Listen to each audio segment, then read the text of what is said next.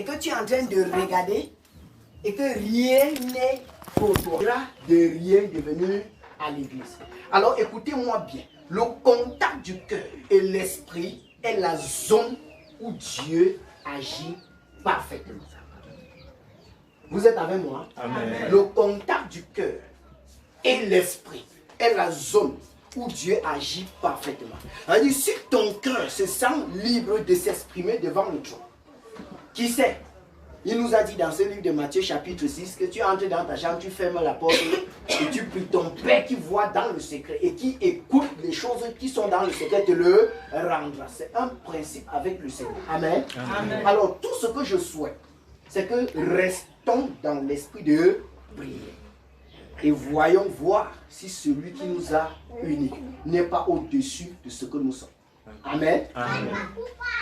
Vous êtes avec moi? Amen. Donc, on peut prier maintenant.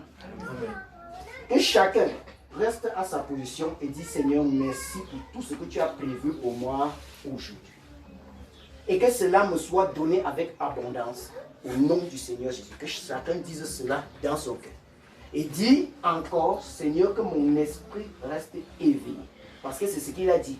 L'esprit est bien disposé, la chair est faible. Que mon esprit reste éveillé. Et donne à ma chair de la force pour être attentif. Parce que le royaume des cieux, le royaume de Dieu, c'est que si quelqu'un entend, comprend, il porte des fruits.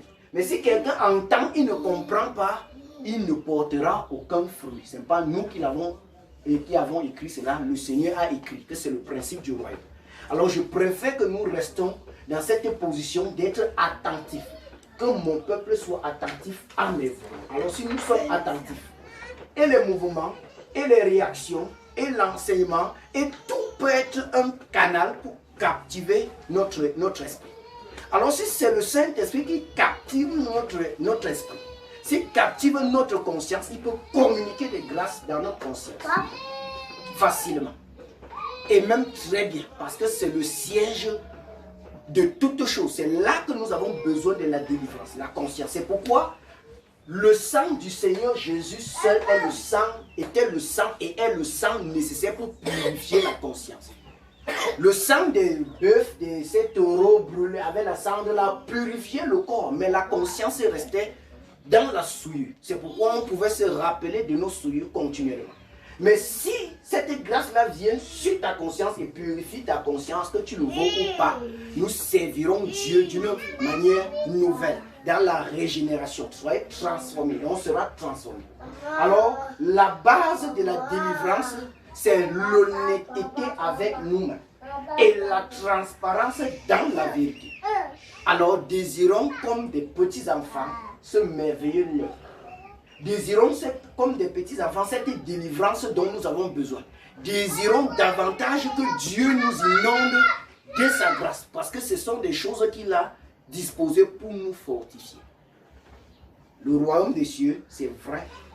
Ce n'est pas seulement en parole, mais c'est aussi avec puissance. Donc on parle du royaume, on parle de puissance. Nous avons beaucoup la parole et il faut aussi la puissance. Puisse Dieu nous inonder. Alléluia. Amen.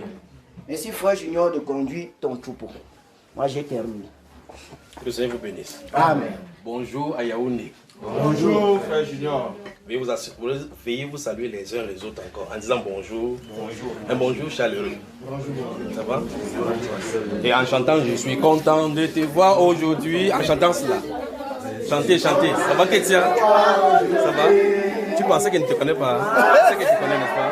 Que Dieu, Madame Billet, ça va? Je suis content, n'est-ce pas? Tu es surpris, n'est-ce pas?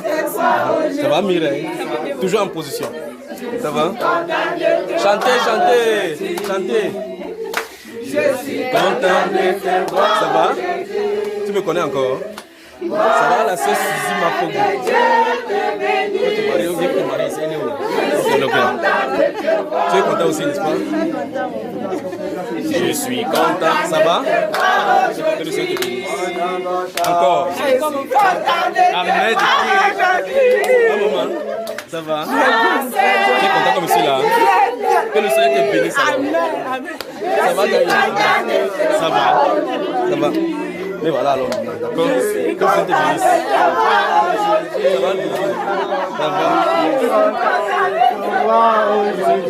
Amen.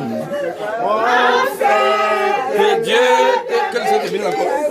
Ça va? Que le Seigneur te bénisse. Que le Seigneur te bénisse, d'accord? Ça va? On est ensemble. Maintenant, tu penses se voir maintenant.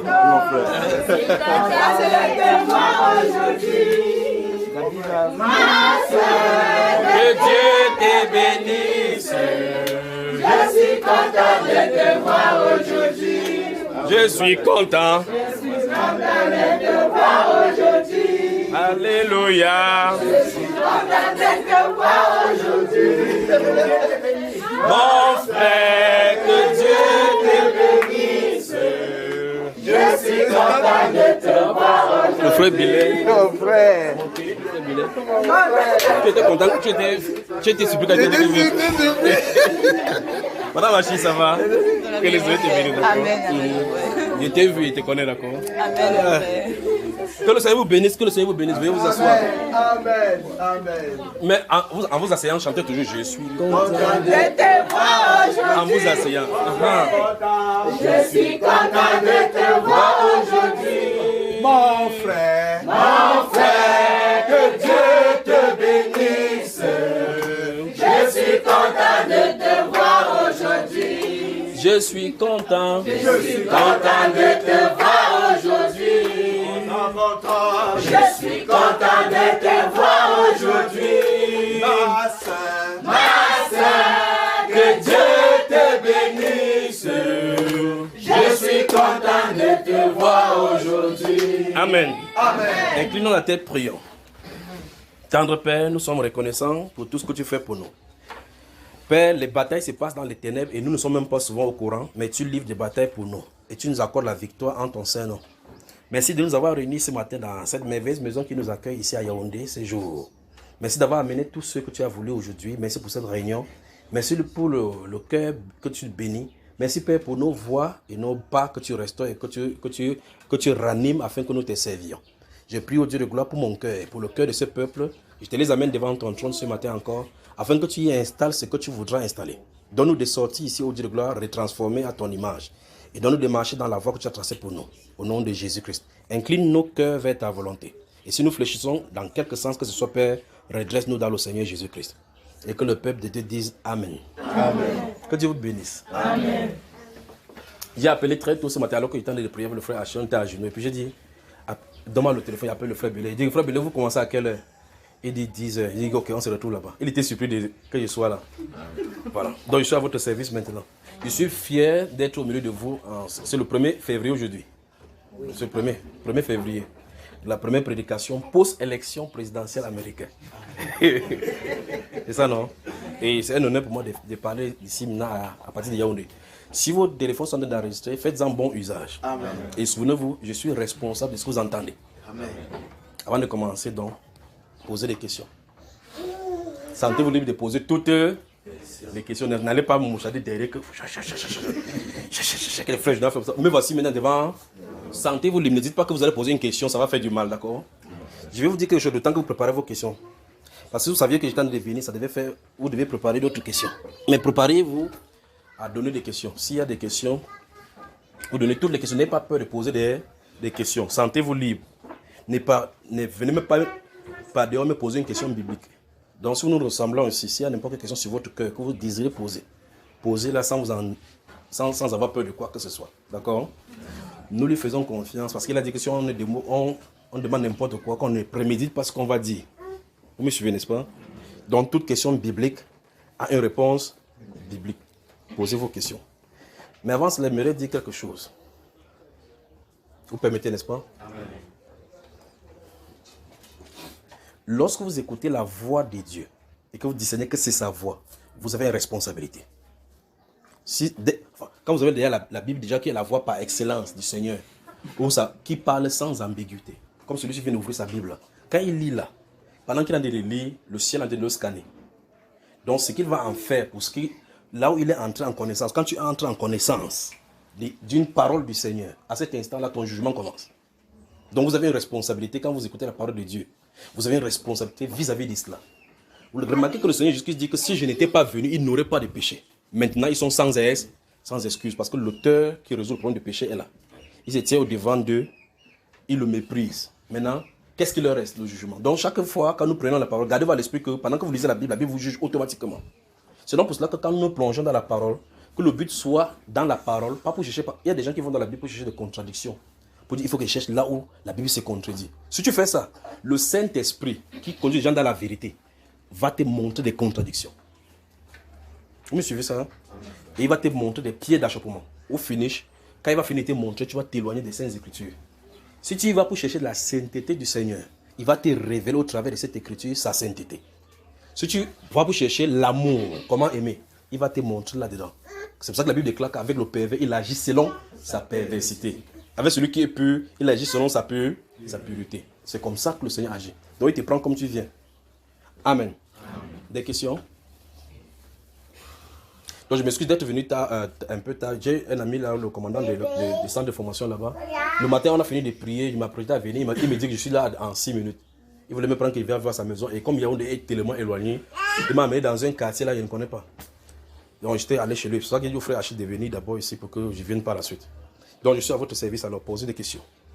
Si vous ne posez pas de questions, moi je vais vous en poser. Et si je vous en pose, vous me donnez des réponses.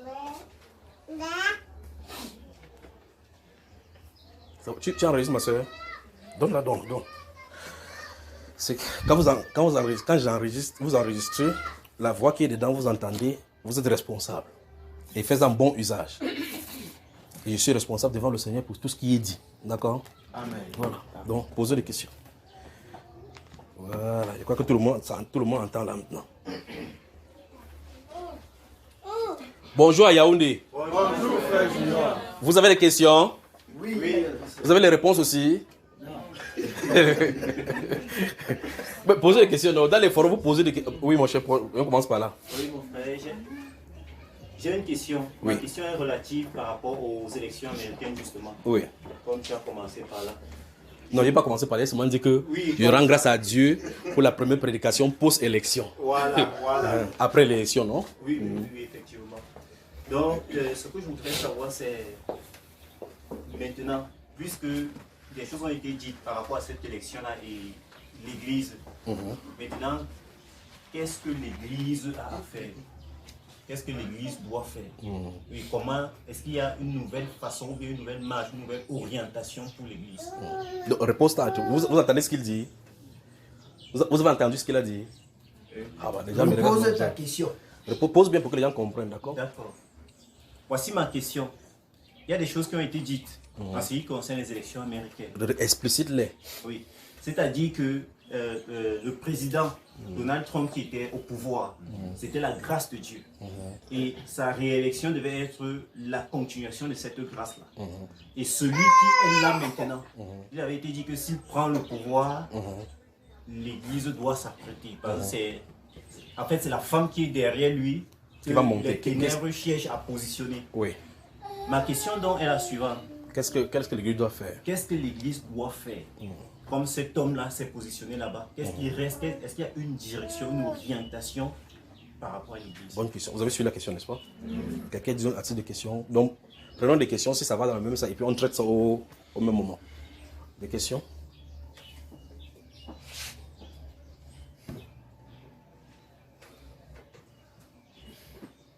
N'ayez pas peur de poser des questions. Hein. N'ayez pas peur. Posez toutes les questions. Oui, mon frère. Oui. Dans le même sens. Dans le même sujet. Dans le même sujet. Oui. Lorsque la prophétie est sortie et lorsque, une fois de plus, par rapport au président Donald Trump, lorsque on est avancé dans la prophétie, parce qu'il a été dit que cette voix a dit faites attention, c'est la bataille entre la lumière et les ténèbres. Oui. Et il a été dit que si celui-là monte, regardez l'état de l'Église. Voilà. Et maintenant, alors, ce que nous avons constaté, c'est que beaucoup plus, est-ce que ça aussi était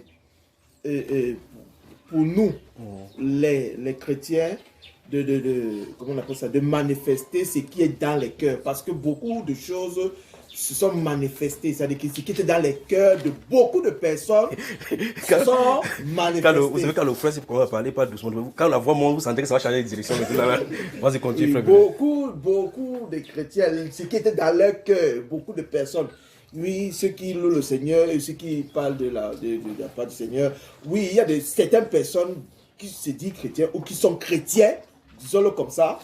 Oui, beaucoup plus des choses qui étaient dans leur cœur. Soit explicite. Comment Oui, tu parles ils se sont manifestés, c'est-à-dire qu'ils étaient soit en joie du fait que celui-là n'est plus monté parce que la prophétie disait qu'il devait monter. La prophétie qui dit qu'il devait monter. Et par conséquent, on dit que c'est une fausse prophétie. Il faut parler, il faut être explicite. Je sais de quoi tu as parlé. Donc ne sais pas continuer comme ça là. Non, j'arrive parce que ça fait des longs couteaux, ça fait des longs débats.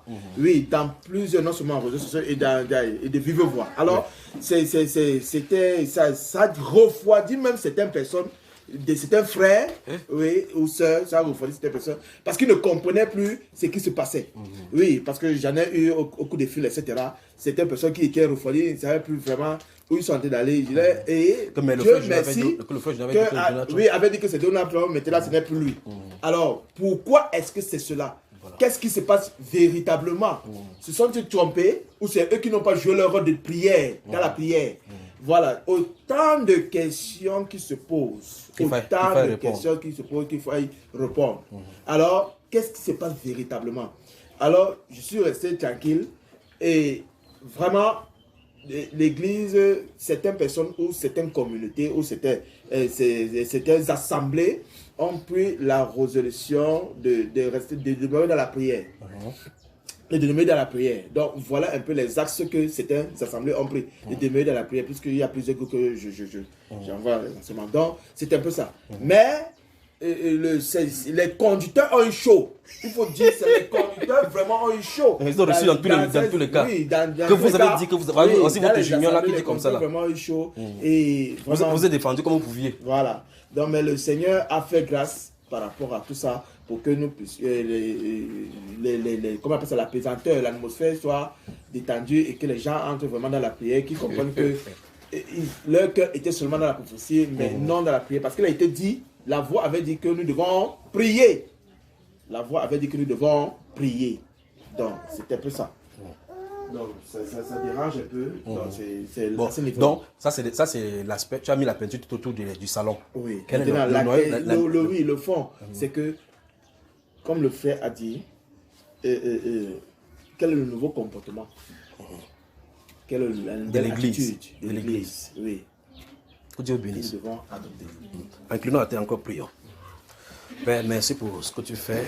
Merci au Dieu de gloire, parce que quand tu agis, très souvent nous ne comprenons pas. Donne-nous de comprendre, au Dieu de gloire, ta parole. Et donne-nous de saisir ton sens. Que ton nom se soit élevé au nom de Jésus-Christ. Amen. Amen. Au fur et à mesure qu'il va répondre, s'il arrive, ça peut faire que des questions vous viennent encore, d'accord? Il va répondre au mieux. Parce que normalement, il ne devrait pas encore, ce n'est pas encore le moment de répondre à ces questions-ci. Ce n'est pas encore le moment de répondre à ces choses-ci. Mais je vais y revenir dans 2 ou 3 mois encore. La première chose, hier, j'étais en train de lire dans une presse là-bas, en Chine. Il disait qu'en Chine, on a exécuté un homme qui est un milliardaire et qui était accusé de corruption. C'est-à-dire que c'est un milliardaire qui est accusé de corruption. On l'a pris, on est allé le pendre. Et puis, j'étais en train de méditer là-dessus que, normalement, l'exécutif, encore, ceux qui sont au pouvoir en Chine sont reconnus comme des corrupteurs. Il dit, voici les corrupteurs qui sont en train de se mettre en justicier pour exécuter quelqu'un qui a commis la corruption. Et j'ai examiné son cas devant le Seigneur en voyant, il disait, et puis je suis arrivé à la conclusion que c'est parce que ce monsieur, comme il est milliardaire, c'est une menace pour le régime. Vous me suivez? J'arrive à la question, d'accord? Je veux que vous suivez-moi bien. Donc, ce monsieur-ci qui est milliardaire en Chine, on dit qu'on l'a exécuté parce qu'on l'a attrapé dans la corruption. Donc, on l'accuse de la corruption, mais on l'exécute parce qu'il est milliardaire. Mais je me pose la question, le président de la Chine et autres, vous entendez qu'il soudoie même les Nations Unies, essaie de corrompre. Il livre à la corruption sur le plan international au point où on connaît effectivement. Mais c'est eux qui se placent en justice pour condamner un de leurs citoyens qui a été accusé de corruption et le fait pendre. Je me dis, est-ce que ces personnes se sont dignes de prononcer le jugement de corruption alors qu'eux-mêmes sont des corrompus. C'est ça qui est en train de méditer depuis hier quand je suis à Yaoundé. Et puis ça me donnait un enseignement. Je mets une punaise. D'abord, vous allez voir pourquoi je les dis, d'accord? Maintenant, concernant ce qui est des prophéties, il faut véritablement faire attention concernant particulièrement la prophétie concernant les États-Unis. Parce que ce n'est pas encore terminé. Nous sommes toujours dans la bataille. C'est pour ça que vous allez remarquer que du moment où on a donné la prophétie des enseignements et autres là-bas, tout ça, il n'y a plus eu de prédication proprement dite. Parce que nous sommes dans la bataille.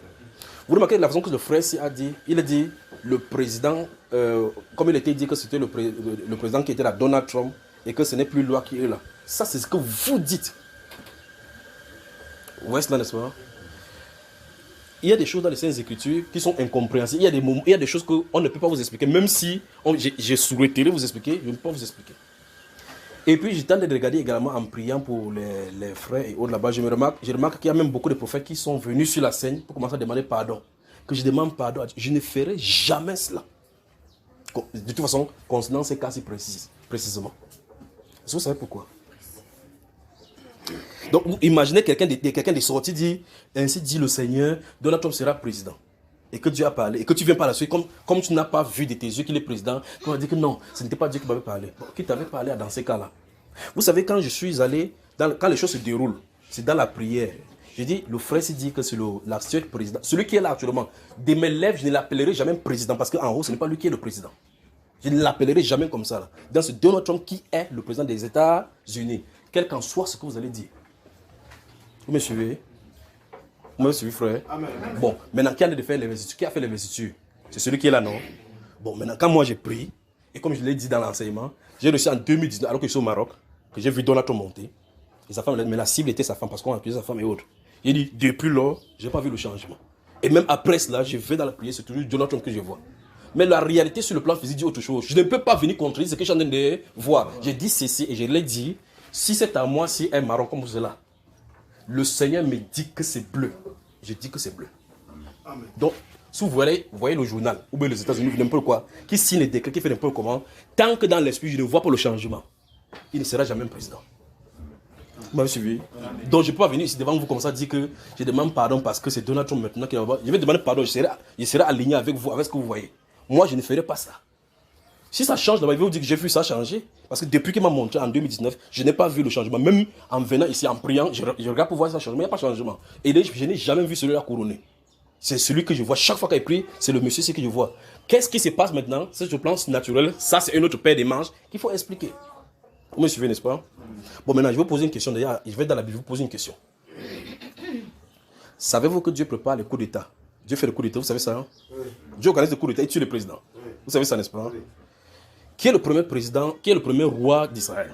Saül. Le roi Saül. Après Saül vient? Son fils.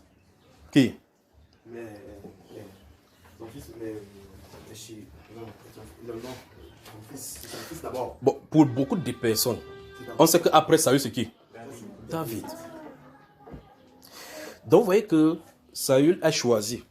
Les gens ont désiré, Dieu a donné ce qui était le désir de leur cœur. Il les a présentés. Quand Saül est en disgrâce, Dieu dit qu'il a trouvé l'homme selon. Il dit voici l'homme selon. Quand Dieu regarde du ciel, il voit qui? David. Mais qui a de régner? C'est son fils, le fils de Saül. Il est roi. Il est roi où? Il est roi sur la terre. Donc, de temps en temps, si quelqu'un va au palais, il va voir qui? Le fils de Saül. Et puis il va lui dire quoi? Il va l'appeler comment? Le roi. C'est prospère. Mais c'est pas ce qui est au ciel. Il peut faire n'importe quand, il peut faire là-bas. Ce n'est pas lui qui est le roi. Parce que Dieu dit, j'ai trouvé David chez le fils de Kis, l'homme selon, le fils de José, l'homme selon mon cœur. Donc c'est David qui est roi. Quiconque est là-bas, c'est son problème. D'accord? Donc c'est cette position-ci qui est dans l'esprit, maintenant, là, aux États-Unis. Voilà. J'ai dit ceci, je vais encore revenir sur cela parce que nous sommes encore en prière. C'est pour ça que nous sommes en prière. Je ne suis pas seul. Il y a des gens qui sont descendus même depuis le haut. Il y a des choses que je ne devais pas de vous dire. Nous, quand nous servions dans cette dimension-ci, on ne s'attend pas à ce que les gens nous apprécient. Parce que si on s'attend à ce que les gens nous apprécient, on ne sera pas serviteur du Seigneur. Il faut que des choses viennent comme celui-ci a dit, que les cœurs sortent. Ça ne me fait absolument rien. C'est l'une des raisons pour laquelle j'ai dit aux frères qui publient les enseignements sur Internet de ne pas bloquer les conversations. C'est-à-dire que les gens viennent commenter n'importe quoi. Que quelqu'un dit que faux, ce n'est pas celui, c'est que son témoignage qui va dire que je suis faux prophète, qui va faire que j'arrête de prophétiser. Il y a des choses, même sur cette nuit qu'on a dormi, des choses que j'ai vues sur l'église, et même parmi vous ici, que quand il regarde, je lui ai dit que j'ai cherché un format pour écrire. J'étais obligé de m'asseoir pour écrire ça sur mon cœur, parce qu'il n'y a pas de format. Donc il y a des choses que j'ai écrites, que j'ai dit, c'est après ça qu'il va donner. Vous comprenez, n'est-ce pas? Donc ce n'est pas le standard de l'homme, c'est pas parce que l'homme a dit de dire, oh, comme tout le monde a dit comme ça, voici maintenant la réalité. Ça ne me fait absolument, ça ne fait ni froid, ni chaud. Parce que si je prie, je vois autre chose. L'une des choses qu'il a dit, je ne sais pas, au frère, ou bien c'est à vous que je vous disais cela, voilà, j'ai dit, n'ayez pas peur de déclarer ce que vous voyez, que ça soit faux ou pas. Parce que ce n'est pas vous qui rêvez. Bon, vous qui êtes assis ici, plusieurs d'entre vous avez déjà vu des rêves, non? Et que ça ne s'est pas accompli, non? Bon, c'est vous qui avez fabriqué ça, hein? Bon, maintenant, vous voyez la différence entre vous maintenant et moi. C'est là maintenant rejoindre ce que j'ai commencé à dire dès le départ. La différence entre vous et moi, c'est que vous avez ces songes-là, personne ne sait que vous avez ces songes-là. Moi, comme j'ai les choses et que je mets sur le plan public, et puis je dis, je suis la cible. Donc, on est ciblé. Parce que tu ne racontes pas ta part, personne ne saura jamais que tu as eu quoi que ce soit. Parce que parmi vous, beaucoup aussi ont vu Donald Trump président. Oui. N'est-ce pas, frère? Oui. Ok, vous, est-ce que c'est moi qui vous ai montré que c'est lui qui est président? Non. Donc, honnêtement, vous avez vu ça dans le songe, non? Oui. Donc, c'est vrai que vous-même aussi, vous avez vu que... Mais la différence entre vous et moi, c'est que lorsqu'on va me mettre là-bas pour me guillotiner comme le milliardaire là-bas, c'est parce que je suis à une position menaçante. Vous avez vu maintenant le problème, n'est-ce pas? Amen. Parce que si vous êtes là, il y a des gens même qui vont venir même essayer de parler comme je viens de le dire là, mais qu'eux-mêmes ils ont vu dans le songe que c'était lui. Mais comme c'est l'autre qui a dit, on profite pour dire telle chose. Mais ça me fait absolument rire parce que j'ai été entraîné pour ceci. Je ne sais pas si vous me comprenez. Amen. J'ai été entraîné. C'est pour ça qu'il dit au frère Eba de ne pas bloquer le commentaire, que chacun veuille s'exprimer. Que quelqu'un veut, s'il veut m'insulter, il insulte. Ça me fait absolument rien. Je n'ai pas fait pour voir. J'ai prié une fois, deux fois, il m'a montré que c'est lui. Même après maintenant, il y a des choses qui avaient apporté ma Bible, ça ne même pas ma Bible ici. Il y a des choses que je suis écrit. Je vous montre ici par rapport à ce qui est arrivé. Même alors que le monsieur a de mettre la main pour parler comme ça, mais tout ne parle, il dit que ne le regarde pas comme ça, c'est pas lui. Vous me suivez, frère? Amen. Alors maintenant, j'ai dit, c'est Dieu qui a dit, je ne le regarde pas lui.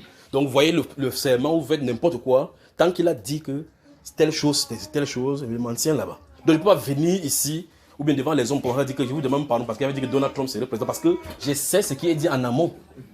Vous me comprenez, n'est-ce pas? Amen. Vous voyez, quand j'engage l'église, je dis prions. Mais depuis 5 ans, j'ai dit qu'il y a une femme qui va venir aux États-Unis au président. Pas vrai? Et quand j'avais vu ces messages-ci, j'ai fait la prophétie plutôt en anglais. Parce qu'il voulait que ça touche les États-Unis. Je ne sais pas si vous avez suivi également cela. Vous avez le prophétie en anglais. Vous comprenez l'anglais, n'est-ce pas? En anglais. Il dit, quand j'ai vu cela venir, parce que j'ai vu cette femme-là marcher dans le palais là, et puis je le vois, il va avancer. Il dit, c'est quoi ça? Donc, si vous avez suivi, si vous comprenez bien l'anglais, c'est pour ça que je vous prie si vous pouvez traduire, vous traduisez. Ça, c'est 5 ans avant que toutes ces choses se déroulent. J'ai vu une femme qui est présidente. Et vous remarquez, comme tu as le dire, j'ai dit, le but, ce n'est pas cet homme-ci. L'homme, c'est une marionnette. Une marionnette. Donc, celui qu'on a poussé devant qui marche comme ça, là, c'est une marionnette parce qu'il va quitter la scène. Le but, c'est cette femme-ci, c'est présenter cette femme-ci. Parce que quand elle va monter, elle va relâcher des séries de démons terribles sur les femmes, sur les femmes particulièrement, dans le monde entier. Vous comprenez cela? Elle a été préparée dans le monde des ténèbres et elle a aspiré les plus grands démons des temps anciens. Elle a aspiré. Tous les démons tous les démons dans des femmes qui se sont opposées aux prophètes dans la Bible se trouvent en elle. Donc quand vous la regardez comme ça, elle rit comme ça, ce n'est pas le rire d'une personnalité physique normale. Donc elle est là, attendant seulement que celui se fait à l'écran. Et j'ai dit dans ce jour-là que le monsieur-ci, il monte là, il va mourir parce qu'on veut l'écarter pour mettre cette femme-ci. Oh, vous remarquez que la bataille n'est pas terminée parce que c'est ce qui veut dire que Donald Trump, ce n'est pas le problème là-bas. Donc il faut résoudre ce problème spirituellement, c'est pour ça que ce n'est pas terminé. Il y a des choses que je ne peux pas encore vous dire. Alors il faut qu'on prie que le Seigneur abrège ces choses pour les enlever là-bas rapidement. Parce que le but, c'est de faire monter ces Jézabel, l'exposer et puis nettoyer. Ce qui est en train d'arriver, c'est grave. Vous parlez de l'église. Et que quand Jézabel est là, si vous rentrez dans la Bible, vous regardez la Bible, vous remarquez que tous les prophètes sont menacés. Vous avez remarqué, n'est-ce pas? Donc il faut fermer la bouche des prophètes, donc ceux qui parlent de la part du Seigneur. Alors où est-ce que l'église sera? Donc il y a des choses que je ne veux pas déclarer, nous sommes toujours en prière. D'accord, mon frère? Alors, remarquez bien, il dit, ce monsieur-ci est 4 ans, Dieu, le mandat dans le programme de Dieu, c'est 4 ans de plus pour l'église. Le but, c'est contenir les puissances des ténèbres pour que l'église se prépare, parce qu'il y a le réveil qui est prophétisé. Et quand le réveil vient, c'est pour réveiller les gens. Mais maintenant, qu'est-ce que Dieu fait?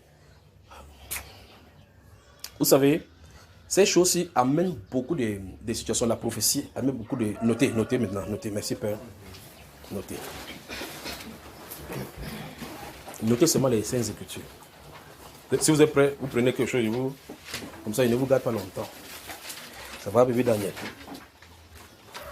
Donc, pendant que vous allez chercher votre cahier, souvenez-vous de ceci, et je vous ai toujours dit cela, s'il vous plaît, n'essayez jamais, au grand jamais, dans un forum ou n'importe où on parle de moi, ne me défendez pas. Je vous ai toujours dit cela. Si vous entendez quelque chose et que ça semble être faux, mais quelqu'un vient dire que c'est faux, voici ton junior qui a dit comme ça là, dis à la fin des enseignements, il y a ce numéro là-bas. Contacte-le, cause avec lui. Ne répondez pas pour moi, parce que vous ne savez pas sous quelle onction j'ai parlé. Vous ne savez pas pourquoi il dit telle chose. Vous me suivez, n'est-ce pas? Quand ceci va se passer, maintenant, il va commencer à parler maintenant avec le langage du royaume en appelant les choses de la terre avec le nom céleste. C'est comme ça qu'il va donner le prophétie maintenant. Parce que tout ce qu'il y a ici, il y a une représentation en haut. Il va commencer à parler maintenant avec ce langage-là pour sceller ça parmi les disciples. Maintenant, comme ça, on ne doit plus dire les choses clairement, ouvertement. Donc, souvenez-vous de ceci. 1. Quand vous entendez quelque chose de moi, si quelqu'un dit le contraire, que ça vous frustre, il peut comprendre cela. N'essayez pas de me défendre. Si même vous voyez que c'est faux, aidez-moi à prier pour moi. Dites Seigneur, je ne suis pas d'accord avec lui ici, mais priez pour moi, d'accord? Et ou bien encore, si ça vous choque seulement, vous vous éloignez. Il n'y a pas de problème encore, c'est encore une autre position, vous pouvez vous éloigner. Il n'y a pas toujours les problèmes. Mais ce que j'en ai dit, c'est que je refuserai toujours, c'est qu'un homme vienne me défendre. Il ne supporterait pas cela. N'allez pas quelque part où vous essayez de me défendre ou bien essayer d'arranger mes paroles, que ça donne comme les gens veulent que ça donne. Quand c'est noir et blanc, comme je dis, c'est pour ça qu'il dit que je suis responsable. Il n'est pas dit nous sommes responsables. Il dit je suis responsable de ce qu'il dit, que vous enregistrez, ce que vous écoutez. C'est pour cela que je fais des échanges avec des gens pendant 5 heures, 6 heures de temps. Je ne coupe pas ce que j'ai dit, je ne coupe pas ce qu'eux ils ont dit. Je ne fais pas de biaisement. Je viens, je poste comme ça pour que les gens entendent ce qu'eux ils disent. Les questions qu'on me pose, c'est que je réponds. Vous me suivez, n'est-ce pas? Je pouvais voir des choses qui concernent les États-Unis ou quoi, je ne dis pas, ou bien vous dites comme ça, après les gens n'entendent pas. Mais je vais toujours dire. Et donc je vous ai dit, quand vous voyez quelque chose, n'ayez pas peur de dire pourquoi vous dites que c'est faux, parce que ce n'est pas vous qui avez fait. Les dons spirituels, on ne peut pas les exercer si vous ne faites pas les erreurs, même les erreurs. Avec les erreurs, vous allez vous corriger. D'accord? Si vous les contenez, vous allez faire ce qu'on a en anglais, vous allez quench. Si Dieu commence à vous montrer des choses, vous dites j'ai peur, c'est même le Seigneur qui m'a envoyé. Le Seigneur veut qu'on fonctionne par la foi. Et donc même si vous avez les dons spirituels, n'ayez pas peur de faire l'erreur. Parce que voici le danger. Si vous dites j'ai peur parce qu'on va dire que c'est le Satan qui m'a utilisé, je n'ai pas cette option-là dans mon esprit. Vous comprenez, n'est-ce pas? Parce qu'il sait qui m'a appelé. Donc vous devez avoir cette relation avec le Seigneur. Ce n'est pas parce que la majorité va dire telle chose ou bien quelqu'un va dire que j'avais tort en disant ceci. Lui sait ce quoi il compte. Maintenant je suis responsable devant le Seigneur de ce que j'ai dit. De telle façon que je vais répondre au devant de lui. Donc ne me défendez pas, n'allez pas vers quelqu'un pour dire que non. Quand frère Junior voulait dire comme ça, il voulait dire plutôt comme ça. Ne faites pas cela. Dites, va vers lui, va lui poser la question. C'est pour cela que les contacts sont donnés.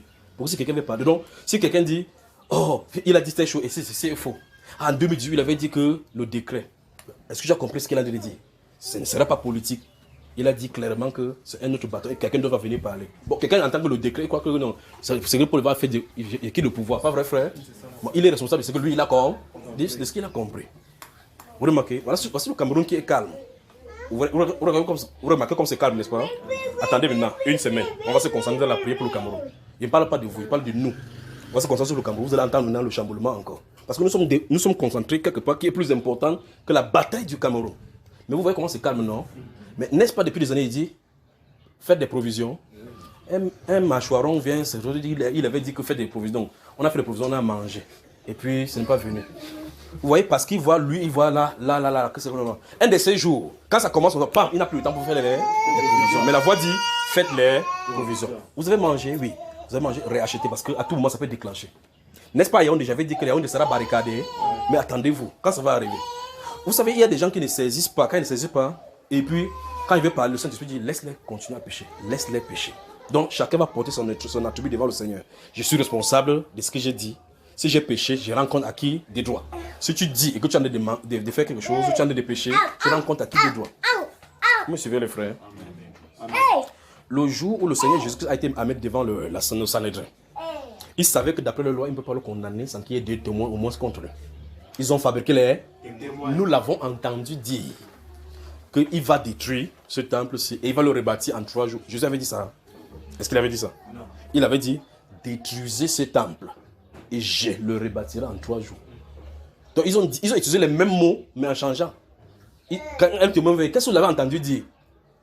Il a dit qu'il va détruire. Jésus avait dit qu'il va détruire le temple et il va rebâtir. C'est ce qu'il a dit. Il a dit, vous détruisez Quand il disait, lui, que vous détruisez ce temple, eux, ils voyaient quoi?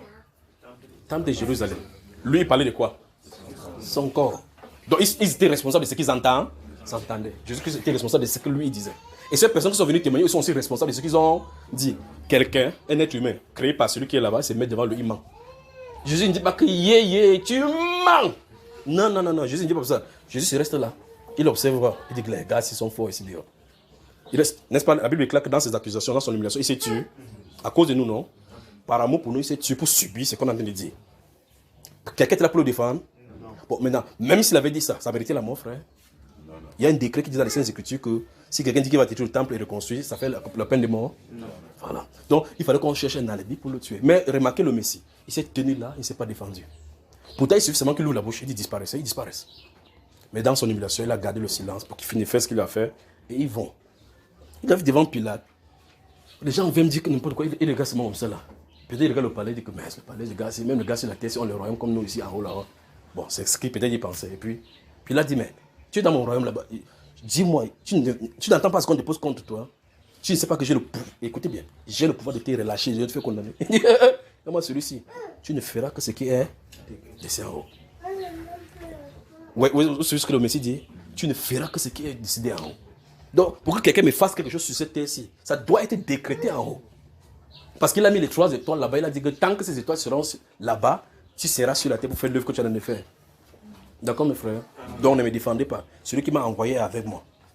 Donc, s'il veut que quelque chose m'arrive, ça va arriver. S'il veut qu'il dise quelque chose, donc à lui, je rends compte. Deutéronome chapitre 18, notez cela.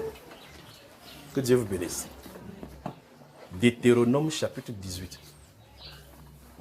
Notez le verset 9 à 22. Deutéronome, le chapitre 18, verset 9 à 22. Gardez-vous à l'esprit que ce n'est que de façon survolante que je suis en train de parler. Parce que après que vous ayez noté les versets, je vais encore vous dire quelque chose. Vous avez noté Deutéronome, chapitre 18, verset 9 à 22. Notez chapitre 13 totalement.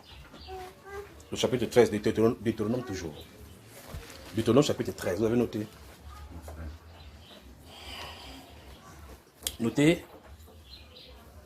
Notez 2 Samuel chapitre 7. 2 Samuel chapitre 7. S'il arrive que le Seigneur permet que je parle de tout ce qui est écrit là-bas, je parlerai. S'il demande de l'arrêter, j'arrête. Parce qu'il est intéressant de regarder la direction de la première question. Qu'est-ce que l'Église doit faire? Vous avez noté 2 Samuel chapitre 7, n'est-ce pas?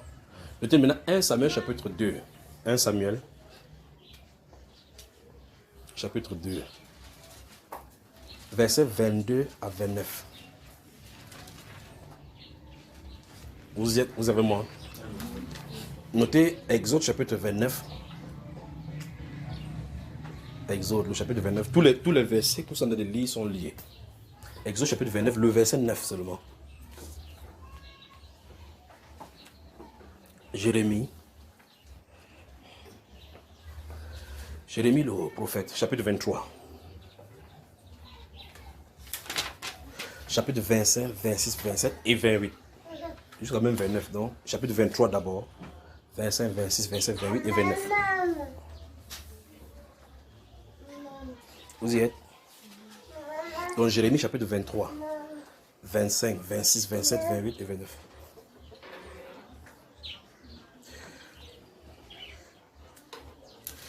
« 1 Corinthiens chapitre 14.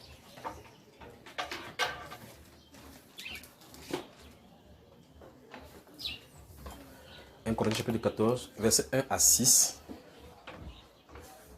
et le verset 26 à 28. Verset 1 à 6 et verset 26 à 28. 1 Thessaloniciens chapitre 5.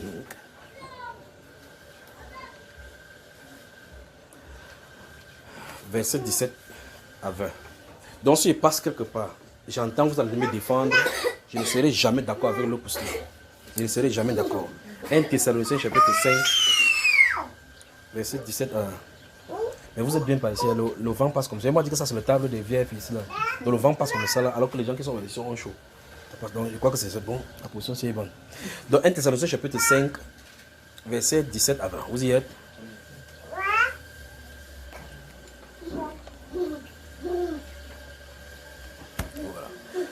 Vous avez noté 1 Corinthiens chapitre 14, verset 1 à 6, puis le verset 26 à 28.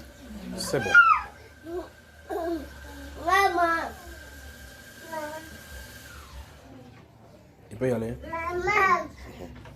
Maman. Je vais vous montrer comment les gens pêchent sans s'en rendre compte. Vous remarquez que le moment où on est en train de vivre, c'est le moment des... Ça va frère Achille, ça va?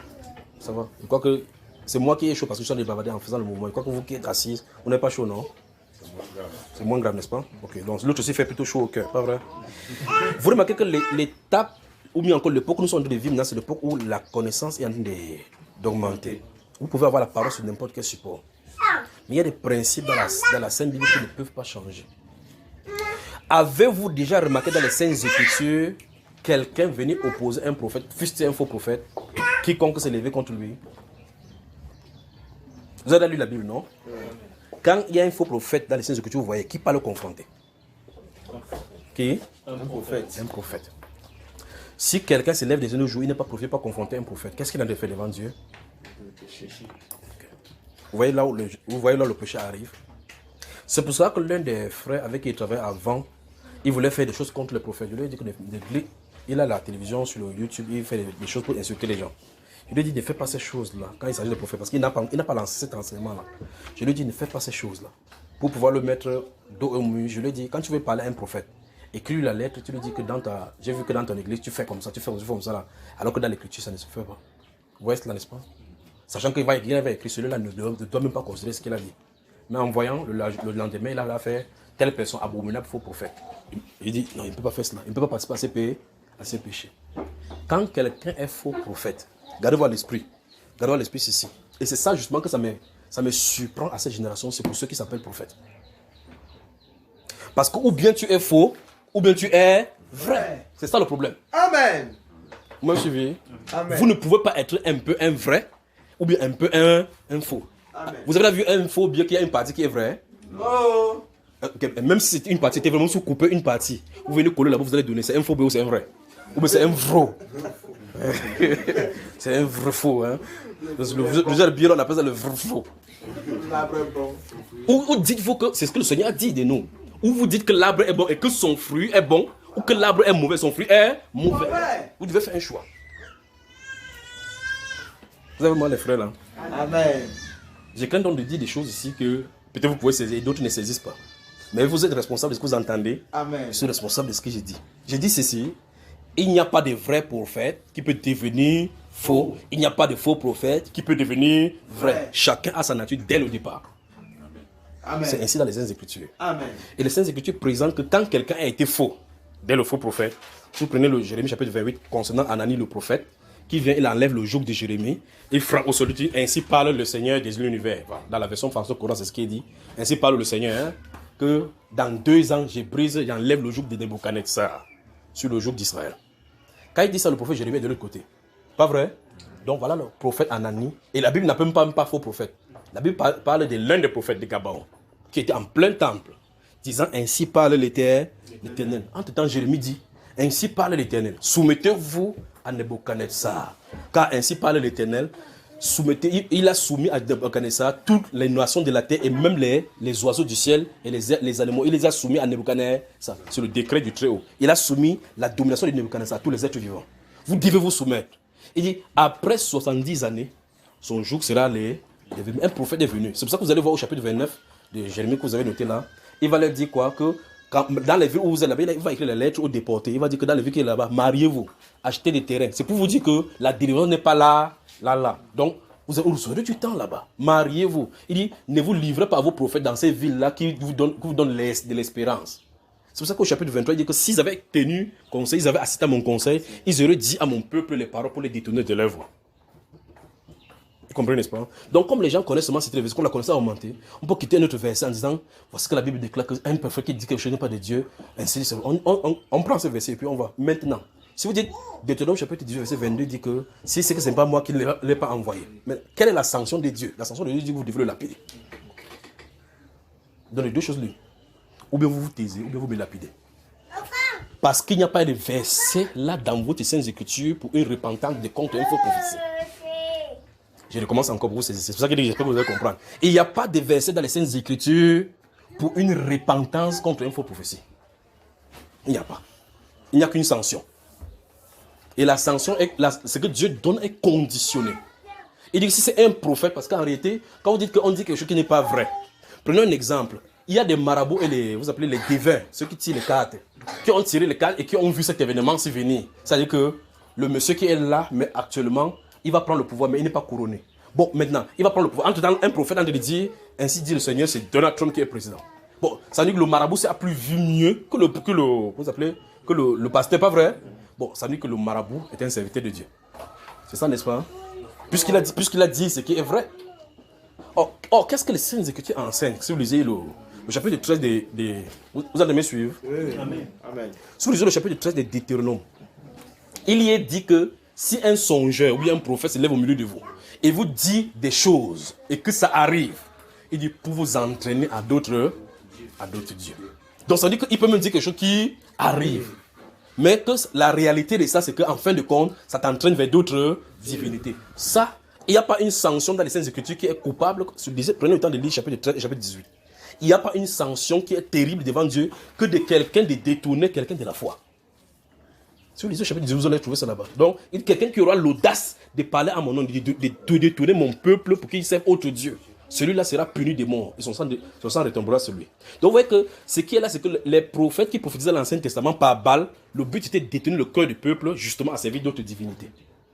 Vous avez le problème, n'est-ce pas? Donc on peut prophétiser sur la prospérité aujourd'hui sur toi. On prophétise, alors que ça ne vient pas de Dieu. La prospérité arrive, cette prospérité arrive, ça t'entraîne dans le monde. Vous voyez clairement que le Dieu du monde a prophétisé pour t'entraîner dans le monde. Mais ceci, on ne voit pas. Quand quelqu'un va dire que j'ai vu mon prophète, il a dit que je devais avoir une voiture, je devais avoir un mariage, c'est mon mariage. La personne entre dans le mariage véritablement. Dans son mari, il vit l'enfer. Il ne peut plus prier parce que son mari est un franc-maçon. Il a dit que tu ne pries plus, tu arrêtes son histoire de Dieu là. Après, il dit non, nous sommes catholiques, on commence à aller catholique. Après, on vient vers nous. Comment on va faire? Mon mari maintenant est catholique. Il veut comment? Mais il ne va pas qu'on a détourné son cœur de Dieu. Mais pourtant, on a dit quelque chose qui était vrai. Que tu vas rencontrer un homme qui est comme ça. Il ne sait pas que Satan arrache ces choses dans l'esprit. La femme de Actes chapitre 16, là, qui disait que ces hommes sont le serviteur de Dieu très haut. Elle mentait. Elle disait la vérité. Mais quel esprit parlait? Le python. Donc je recommence ce qu'il t'a de dire. Il n'y a pas un verset ici pour quelqu'un qui va venir dire une prophétie, venir dire le contraire. C'est parce que les gens sont tellement accoutumés à la majorité d'acclamations humaines qui fait que quand les gens disent quelque chose, il faut que coup de rêve, parce qu'ils ont peur de la sanction humaine, de regard humain ou bien de sanction que le nombre commence à les quitter. Je n'ai pas peur de cela parce qu'ils n'appellent pas quelqu'un vers moi. C'est lui qui les envoie. Alors donc, quand il dit je vous demande pardon parce que j'ai dit telle chose et que ce n'est pas arrivé. Vous voyez, là, on s'en tient là, frère. Un prophète ne peut pas faire ça dans les Saintes Écritures. Un prophète ne peut pas faire ça dans les Saintes Écritures. Vous avez moi? Amen. Parce que soit tu dis quelque chose et que tu es de Dieu, ou tu ne dis pas que tu n'es pas de Dieu. Parce que si quelqu'un n'est pas de Dieu et qui donne une fausse prophétie, il se tient là. Il demande pardon à Dieu pour la fausse prophétie. Ça change sa nature? Est-ce que ça change sa nature? Non. Parce que le faux biais ne sera, même si le faux biais dit que je me répands d'être faux biais, ça ne change pas le faux biais. Tu ne peux pas aller à la banque, maintenant on te donne le nouveau. Non. On doit déchirer. Quand vous allez dans les banques, dans les institutions bancaires, on les met souvent dans les vides comme ça. Pour vous dire que c'est ça. Tu peux voir ça, tu dis que ouais, comment on néglige l'argent comme ça? C'est un faux biais. Ce qui est seulement là-bas, c'est la façade. Ou dites-vous que l'arbre est bon et que son fruit est bon, ou bien que l'arbre est mauvais, son fruit est mauvais. Je recommence. Il n'y a pas de repentance contre les fausses prophéties. Amen. Il n'y en a pas. Vous n'en trouverez pas. Vous m'avez suivi, frère? Amen. Il n'y en a pas. Parce qu'en réalité, ou la source est bonne, ou c'est mauvais. Quand c'est bon, on prend. Quand c'est pas bon, on ne prend pas. Il n'y a pas de bon, ou bien bon mauvais. Il n'y en a pas. Donc il peut y avoir des choses qu'on ne comprend pas. Je vais vous montrer un exemple maintenant. Vous y avez moi? Amen. 2 Samuel. Parce que si vous lisez ces 2 Samuel avec l'image de Deutéronome chapitre 18. Bon, je crois que je vais m'arrêter, mais il vous a quand même trop dit. Et puis on va avancer. Parce qu'il faut que je regarde l'aspect. 2 Samuel au chapitre 7. L'histoire des... Il dit 2 Samuel chapitre 7. J'arrive, le temps que les gens trouvent, d'avoir des choses qui me passent devant moi là maintenant. Bonjour les sœurs.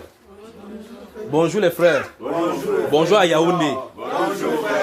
Vous êtes fâchés de moi? Non. Toute question biblique a une réponse biblique. Donc, gardez-vous à l'esprit. Si vous m'aimez, ne me défendez pas. Défendez les Saintes Écritures. Si quelqu'un dit quelque chose à la Sainte Écriture et que j'ai dit le contraire, priez pour moi. S'il y a quelque chose qui arrive et que vous ne comprenez pas, priez pour la personne. C'est ce que la Bible déclare. La Bible déclare qu'on ne doit pas lapider des frères.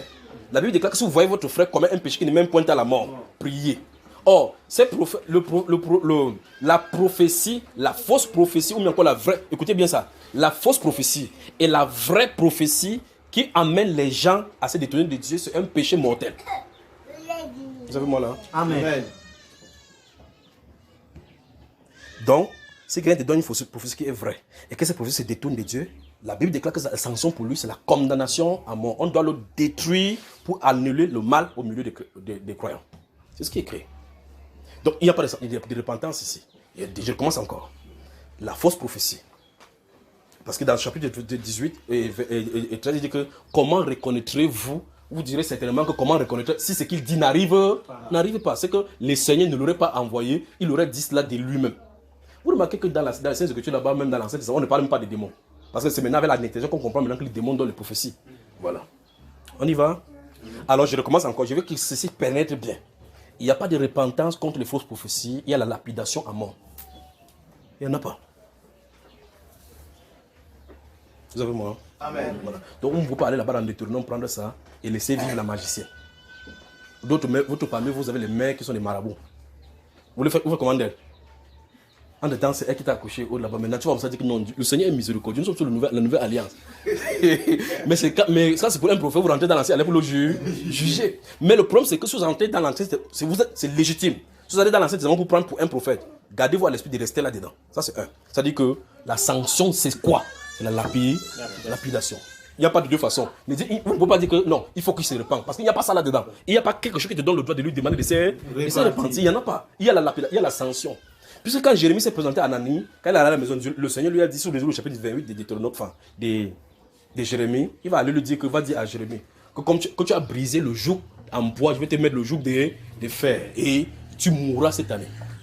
Effectivement, il est mort. Anani, effectivement, mort cette année-là, au 7e mois. C'est pas ça, hein?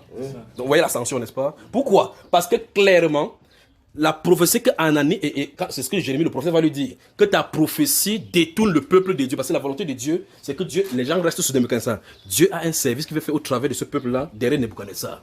Toute personne qui vient contre ce peuple-ci, c'est pour ça que si moi, je me mets maintenant, il dit que Biden est président, je suis contre Dieu.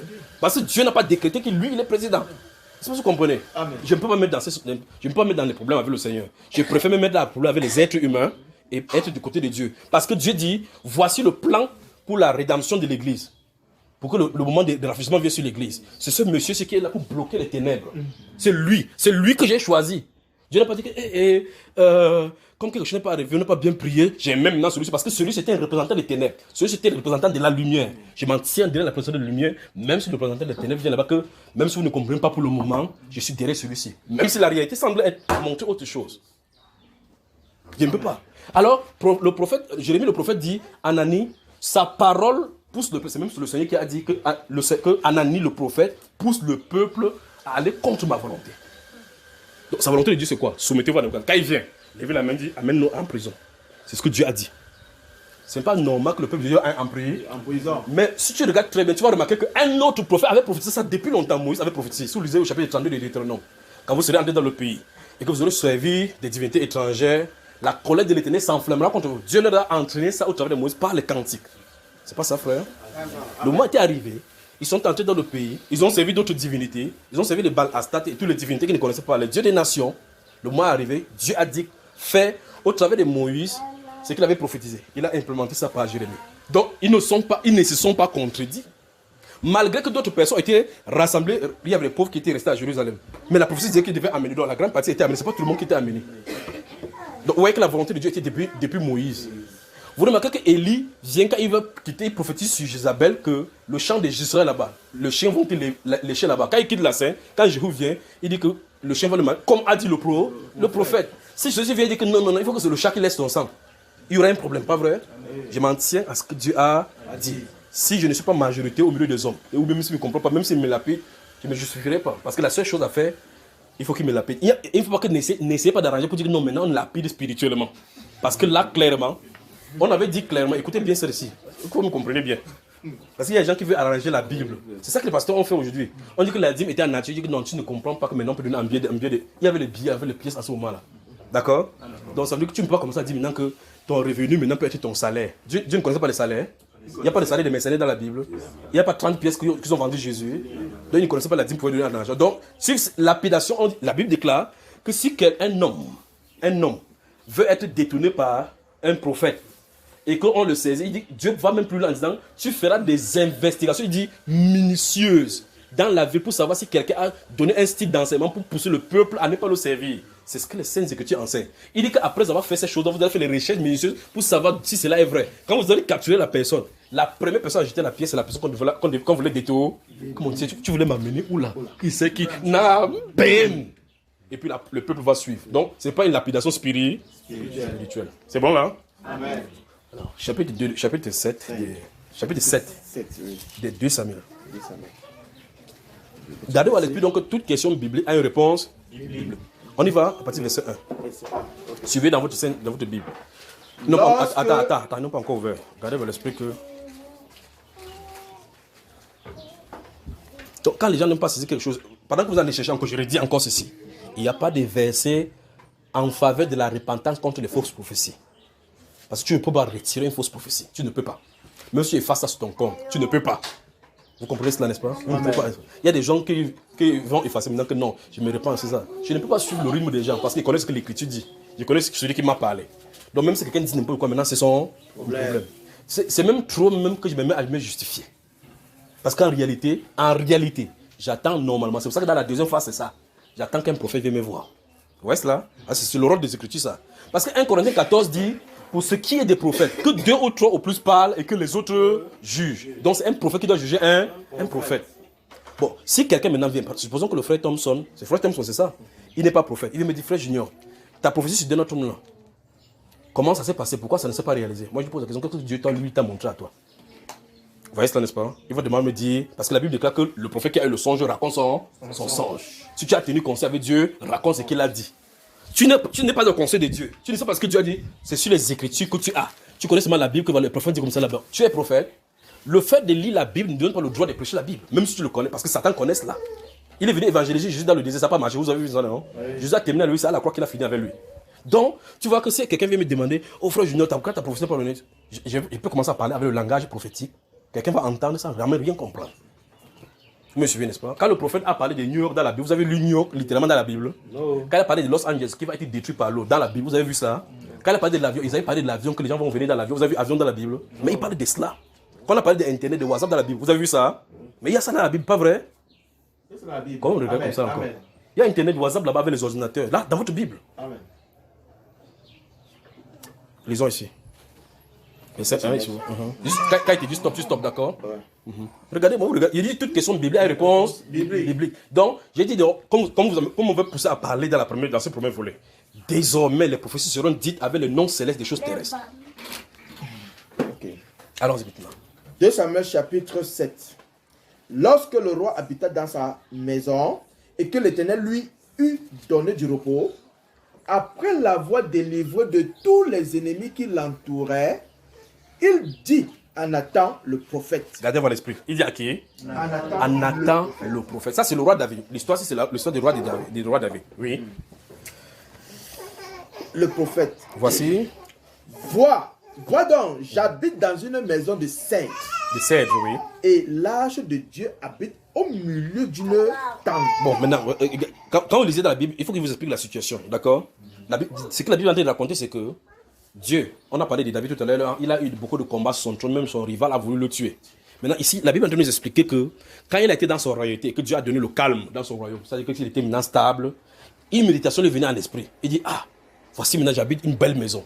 Et l'âge de l'alliance, l'âge de sa majesté, parce que les tentes, on pouvait se dresser, on pouvait enlever, donc même le vent peut emporter. Il se pose la question, il dit, mais comment je peux habiter dans une maison qui est stable, qui est solide? Parce que le cèdre, c'est le symbole de la stabilité, de ce qui est dur, comme l'eucalyptus, comme les mangossis. Parce qu'une maison solide bâtie, que le vent ne peut pas entraîner. Il dit, comment moi qui suis un roi humain, avec l'aide que Dieu m'a donnée pour que mon royaume se stabilise, comment puis-je habiter dans une maison qui est comme ça, véritablement bien bâtie, et que l'âge de sa majesté est dans les tentes? Voilà la question qui lui vient. Il appelle donc Nathan pour lui expliquer et exposer le plan qu'il a par rapport à l'âge de l'alliance. Vous avez moi? Bon, voilà les circonstances. Maintenant, continuons. Habite au milieu d'une tente. Nathan répondit au roi, va, fais tout ce que tu as dans le cœur. Car l'Éternel est avec toi. Fermez la Bible. Fermez les Bibles. Et puis on parle. Donc, va, réalise ton projet. Dieu est d'accord. Qui a parlé? Le prophète. Il a dit bien dit, car Dieu est avec toi. Qui a parlé, frère? Le prophète. Bon.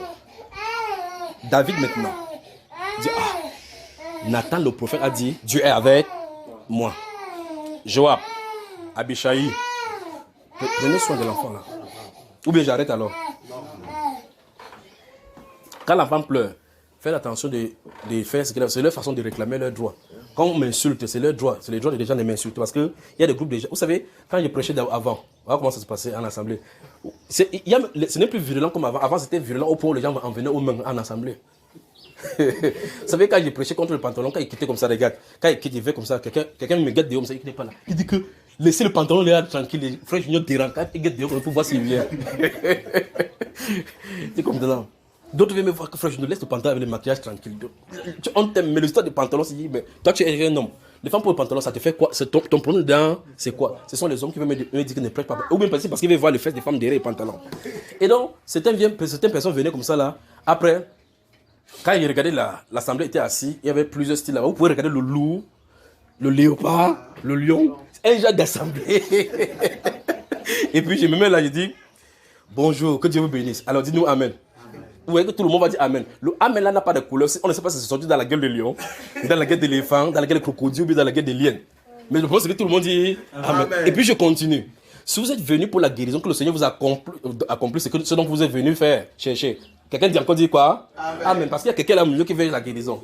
Il dit, en tout cas, vous voulez la bénédiction, que Dieu vous bénisse. Quelqu'un dit Amen. Si vous êtes venu ici, vous êtes comme Judas Iscariote, faites votre travail. Souvenez-vous que Judas a fait le sien, il est en son lieu. Il y a un frère qui dit Oh, quand je suis en train de donner les différentes phases, je n'ai pas cité le nom de quelqu'un. Quand il dit que si quelqu'un est venu, il est malade, que Dieu le guérisse. Quelqu'un dit Amen. Amen. Donc quelqu'un aussi a dit Amen. Le nom de quelqu'un, ce n'est pas maladie. Il se dit que si quelqu'un est venu et qu'il a besoin, mais souvenez-vous que Jésus a pourvu ce que vous avez besoin à la croix, qu'il vous l'accorde. Et puis il finit maintenant, il dit, mais avant qu'il n'aille à la croix, il y avait un monsieur qu'on appelait Judas Iscar, qui était avec lui et qui l'a vendu. Donc si vous êtes aussi ici, pour observer, pour venir calomnier, faites votre œuvre comme Judas a fait le sien et allez où? En son lieu. J'entends comme je dis, il a réconcilié pour Dieu. Il fait comme ça, j'observe. Parce que quand il y avait Amen pour la maladie, il pouvait savoir quel groupe il est. Quand l'autre avait dit Amen pour les bénédictions spirituelles, l'autre avait dit, quand pour Judas est sorti, il savait encore qui est Judas. C'est là au milieu du groupe là. Donc j'ai eu chaud au début du ministère. Et j'étais calme. Parce que Dieu m'avait prévenu, en me montrant, quand il m'a présenté le prophète, quand il marchait dans la vision avec le prophète, il me montrait tout ce qui devait m'arriver. Toute étape, ministère après ministère, comme je t'ai raconté aujourd'hui, cette nuit, c'est franchi.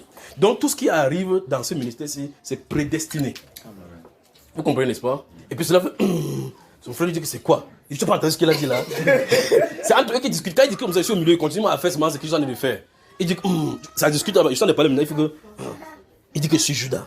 Il dit, mais il a appelé ton nom, il a dit où qu'il est, que tu es Judas. Il sort là-bas, il commence à dire maintenant que je viens enseigne que je suis Judas.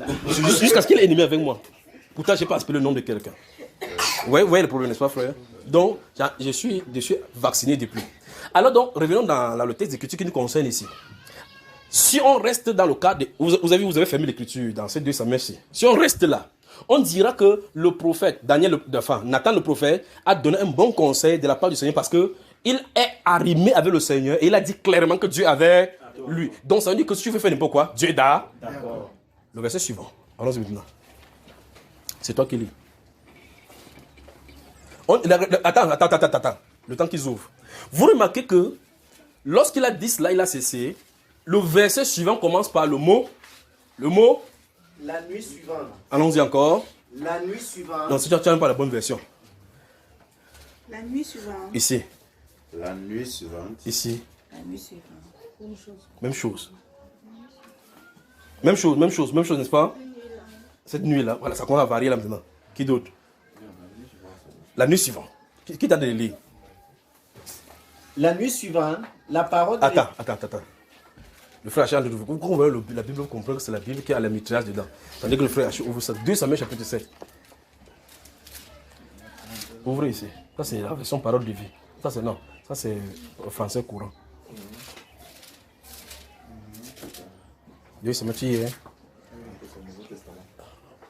C'est toujours la nuit suivante. Allons-y. On n'a pas ouvert. Non, ça c'est le Nouveau Testament. Ok. Allons-y. La nuit suivante, la parole de l'Éternel fut adressée à Nathan. Oui. Va dire à mon serviteur David, ainsi parle l'Éternel.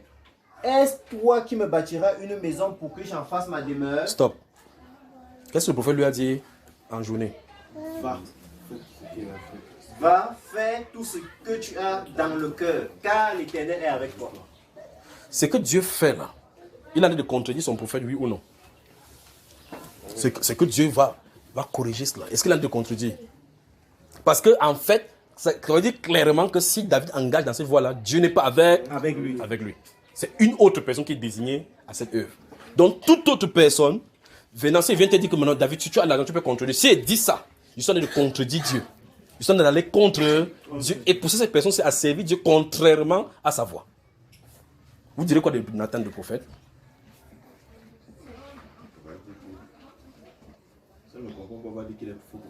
Qu'est-ce que vous direz de lui maintenant? Vous voyez la Bible, non? On dit Nathan lui a dit que va, fais tout ce que tu as sur le cœur, car Dieu est avec toi. Parce qu'il a le projet de construire la maison. Dieu lui a... Or, cette pensée, Dieu n'a pas dit ça au prophète. Il lui dit maintenant, va dire à mon serviteur, est-ce à toi de me bâtir une maison stable? Dieu va lui dire clairement que c'est un fils qui va sortir de toi. Parce que dans le besoin du tente qui est stable, Dieu voit en prophétie le corps de Christ. Et c'est quelqu'un de pur qui bâtit le corps de Christ. Je bâtirai mon église. Il dit c'est un fils qui sortira de toi. Vous voyez, il parle de Jésus directement maintenant. À cette demande, à la méditation de Jésus, enfin de David, à la méditation de David de savoir, j'habite dans la tente qui est solide, le cèdre. Comment l'âge de l'alliance, vous voyez cela, non? Dieu veut-il habiter dans les ténèbres? Vous voyez cela? Quand le prophète Samson va, comment il s'appelle? Oui, Salomon va construire. Il dit quoi donc? Dieu habite dans le... Même quand il va construire la maison, il va comprendre que la maison n'en aime pas ce qu'on parlait. À l'inauguration, il va tuer presque 120 brebis. Après, subitement, le Saint-Esprit vient sur lui et dit waouh, le prophète a vu cela aussi. Il dit quoi donc? Dieu habite dans les ténèbres? Il veut habiter dans l'obscurité? Non. Donc il a compris qu'en réalité, le temple de Jérusalem était une prophétie du corps de Christ. C'est pour ça qu'il pouvait venir donc détruire ce temple-ci. Je le rebâtis en 3 jours. Et il voyait le temple, mais c'était son corps dont il est question. Alors, donc, David a le besoin de faire habiter le temple de Dieu dans un lieu sûr. Un temple qui n'est pas bâti. Parce que Dieu, quelqu'un ne peut pas... Le prophète également dit, Saul dit dans Actes chapitre 17, que Dieu n'est pas servi par les mains d'hommes, comme s'il a besoin de quelque chose. Donc tu ne peux pas bâtir un temple. Tu ne peux pas. Vous voyez cela, n'est-ce pas? Alors, qu'est-ce que Dieu dit? Il dit, c'est un fils qui est sorti de toi, qui me bâtira le temple. Vous voyez cela? Et Dieu dit, profitez à ces fils-là, je lui donnerai une maison stable. Vous voyez, il parle de Jésus ici. Alors, maintenant, vous voyez que les prophéties disent maintenant que David savait que Dieu lui a fait le serment qu'il va faire asseoir son fils sur le trône. Il ne parle pas de Salomon, il parle de Jésus. Donc, Salomon qui sort de l'entrée de David est un type parfait de Jésus dans son règne et dans sa stabilité. Parce que Salomon veut dire paix. C'est celui qui règne sans guerre. C'est le prince de paix, Jésus, notre Seigneur. Amen. Vous avez moi, n'est-ce pas? Amen. Alors, donc, ici, donc, on va sortir dans la prophétie sur la venue du Seigneur Jésus et ce qu'il est censé faire. Il est censé dire de cette personne qui vient, qui va être suscitée dans la postérité de David, que la présence qui se trouve dans l'âge, malgré qu'il soit dans l'âge physique sur la terre, en réalité, il cherche une habitation sur la terre avec les hommes. Quelqu'un dit donc Emmanuel. Emmanuel. Et donc cet esprit-là qui habite dans le tente va venir donc tabernacler dans le corps appelé sur la terre Jésus, marchant au milieu de nous. Voilà le temple dont il parle ici. Vous avez moi? Amen. Est-ce que David pouvait bâtir ça? Non. David pouvait donner cela? Non. Donc c'est venu par la parole parlée. Pour que ça ne soit pas une volonté d'homme. Mais regardez ce que le prophète a dit dès le départ. Va, Dieu avec toi.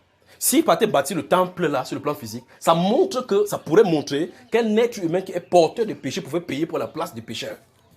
Parce que David a versé du sang. Mais seulement lui, il n'a pas versé. Or, le sang versé, c'est le symbole du rachat du péché. Or, celui-ci a versé le sang, était un homme de sang. C'est ce que Dieu va le dire. Que tu es un homme de sang. Tu ne peux pas me bâtir une maison. Vous avez suivi ça? Hein? Alors, quand on n'a pas compris ces choses-ci, on va aller dans tous les sens maintenant. Mais voilà le prophète qui a dit que Dieu est avec toi. Vous remarquez qu'une faute, si David s'était aventuré de mettre le temps, même la fondation, tout le plan, même l'église avait échoué. tout le plan, même l'église, devait échouer. Mais Dieu a corrigé cela. A-t-il lapidé Nathan le prophète? Non. Parce que clairement, la prophétie de Nathan ici détourne David de la voie. Nous sommes d'accord? Que Dieu vous bénisse. Amen. Malachie chapitre 3.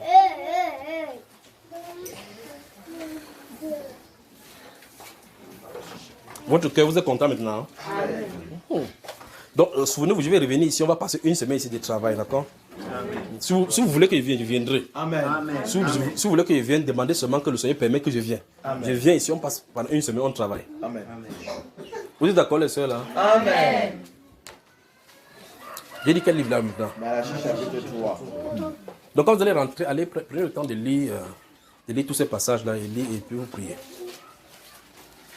Si vous avez ouvert, Malachie c'est avant le livre de Matthieu là. Ce n'est pas pour les dîmes qu'il veut vous prendre, je sais que c'est là où on parle des dîmes. C'est pas ça. Quand on dit Malachie chapitre 3, quelqu'un dit verset 10.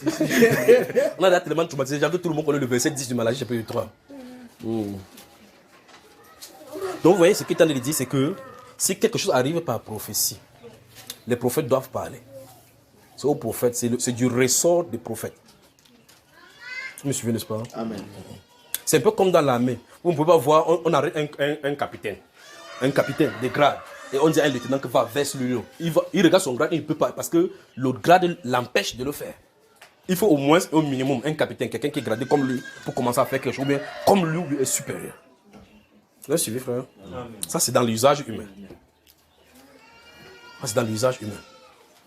Et maintenant, on est dans l'époque où on bafoue, n'importe qui peut se lever, dire n'importe quoi. Et on fait comme ça, on pêche sans ça. Le plus grave, c'est qu'on fait comme ça en péchant, sans s'en rendre compte. Regardez, pendant que vous êtes de liste là, regardez dans le livre des Nombres, chapitre 12 et chapitre 16. Lorsque Dieu parle et que les gens commencent à, comme Moïse, le prophète, avait pris la femme éthiopienne. Puis sa grande sœur, c'est elle qui, quand elle avait peut-être 3 ou 4 ans, avait donné par la sagesse que Dieu lui avait donné la protection à Moïse, que Moïse naisse. Ça c'est humain, c'est normal, c'est divin, c'est Dieu qui était sous le contrôle. Mais quand elle grandit, et puis la go là en tant que métier, si sort que les lois chaque jour, tu ne n'épouseras pas. Vous savez, est-ce qu'on vous a parlé de la femme de Marie dans la Bible, de Myriam? Il dit la sœur de Moïse. Vous avez entendu parler de peut-être il y avait un beau gars là-bas dans le peuple païen qui lui faisait la cour. Il dit même peut-être. Et qui dit que Moïse a dit, il avait ses lois là-bas qu'on ne va pas épouser mondain. On va pas épouser mondain derrière les gens. Lui-même n'a pas pris un Éthiopien. Quand il a parlé de ça, Moïse était là. Non. Ah. Il a dit que convocation pour tenter d'enseigner. Il a vu là-bas. La Bible déclare que la nuée est venue se positionner là-bas. Il dit, pourquoi n'avez-vous pas eu peur de parler de mon serviteur? C'est contre moi que vous avez parlé. Bon, je vous pose la question. Y a-t-il une loi qui interdit aux Juifs d'épouser les non-Juifs? Y a-t-il une loi qui interdit aux Juifs d'épouser les non-Juifs? Ouais, vous avez moi. Est-ce que la loi dit qu'un Juif doit épouser un non-Juif? Voilà. Donc la loi l'interdit. Voilà. Est-ce que Moïse a épousé un non-Juif? Voilà. C'est ça. Vous avez peur? Moïse a effectivement épousé. Donc il enfreint la loi. Dieu ne connaît pas. Hein? Il connaît. Bon, quand il les convoque là-bas, vous avez vu Dieu a posé la question sur le problème des Éthiopiens là? Non. Il a posé le problème à Moïse par rapport à ce qu'il a fait? Non. Il s'est tourné vers ceux qui ont murmuré contre Moïse. Vous voyez, n'est-ce pas? Parce que l'éthiopianité de l'amour de Moïse est sous contrôle du Saint-Esprit. vous savez moi? Il dit bien, l'éthiopianité de l'amour de Moïse est sous le contrôle du Saint-Esprit. Mais leur calomnie, leur murmure est sous la colère de Dieu. Parce qu'en réalité, si vous regardez sur cette base-là, ils ont raison. C'est eux qui ont raison. La population dit clairement que Moïse prêche ce qui ne vit pas. Et ils ont raison. Et la majorité, enfin, d'autres groupes encore vont encore sortir là-bas, Dathan, Corée et Abiram. Moïse. Le gars sort le matin, parce que la Bible dit quand Moïse sortait, quand il s'est dirigé vers la tente d'assignation, chacun avait peur parce qu'on ne sait jamais comment il va sortir là-bas. Il sort comme ça, tu vois, et le gars marche comme ça, vieux. Il marche comme ça, tout. La Bible dit chacun s'est sorti de sa tente, il guette comme ça. Vous le suivez souvent de la télé, vous l'accompagnez comme ça. Personne, il dit bonjour à personne. Il sort, il part en partie. Le type s'est dormi où? On ne sait pas. Il est sorti avec quoi? Il ne sait pas. Il va encore dire quoi maintenant? On ne sait pas. Il fait comme ça, ça a commencé à énerver le gars là. Le gars commence à tenir conseil, il dit, mais type si, le père, si tu penses qu'il est même normal, quand il nous a sorti en Égypte là, c'est pas pour dire qu'on devait aller au pays là où coule le lait et le miel. Il dit oui. Ils avaient raison, pas vrai frère? Chaque jour, tu vois, on promène du regard, le gars est lui fier. On promène comme ça, le gars est lui fier. Ils avaient raison frère, ils avaient raison. Tout le peuple de Dieu est saint. Chacun a une relation avec le Seigneur. Ils avaient raison.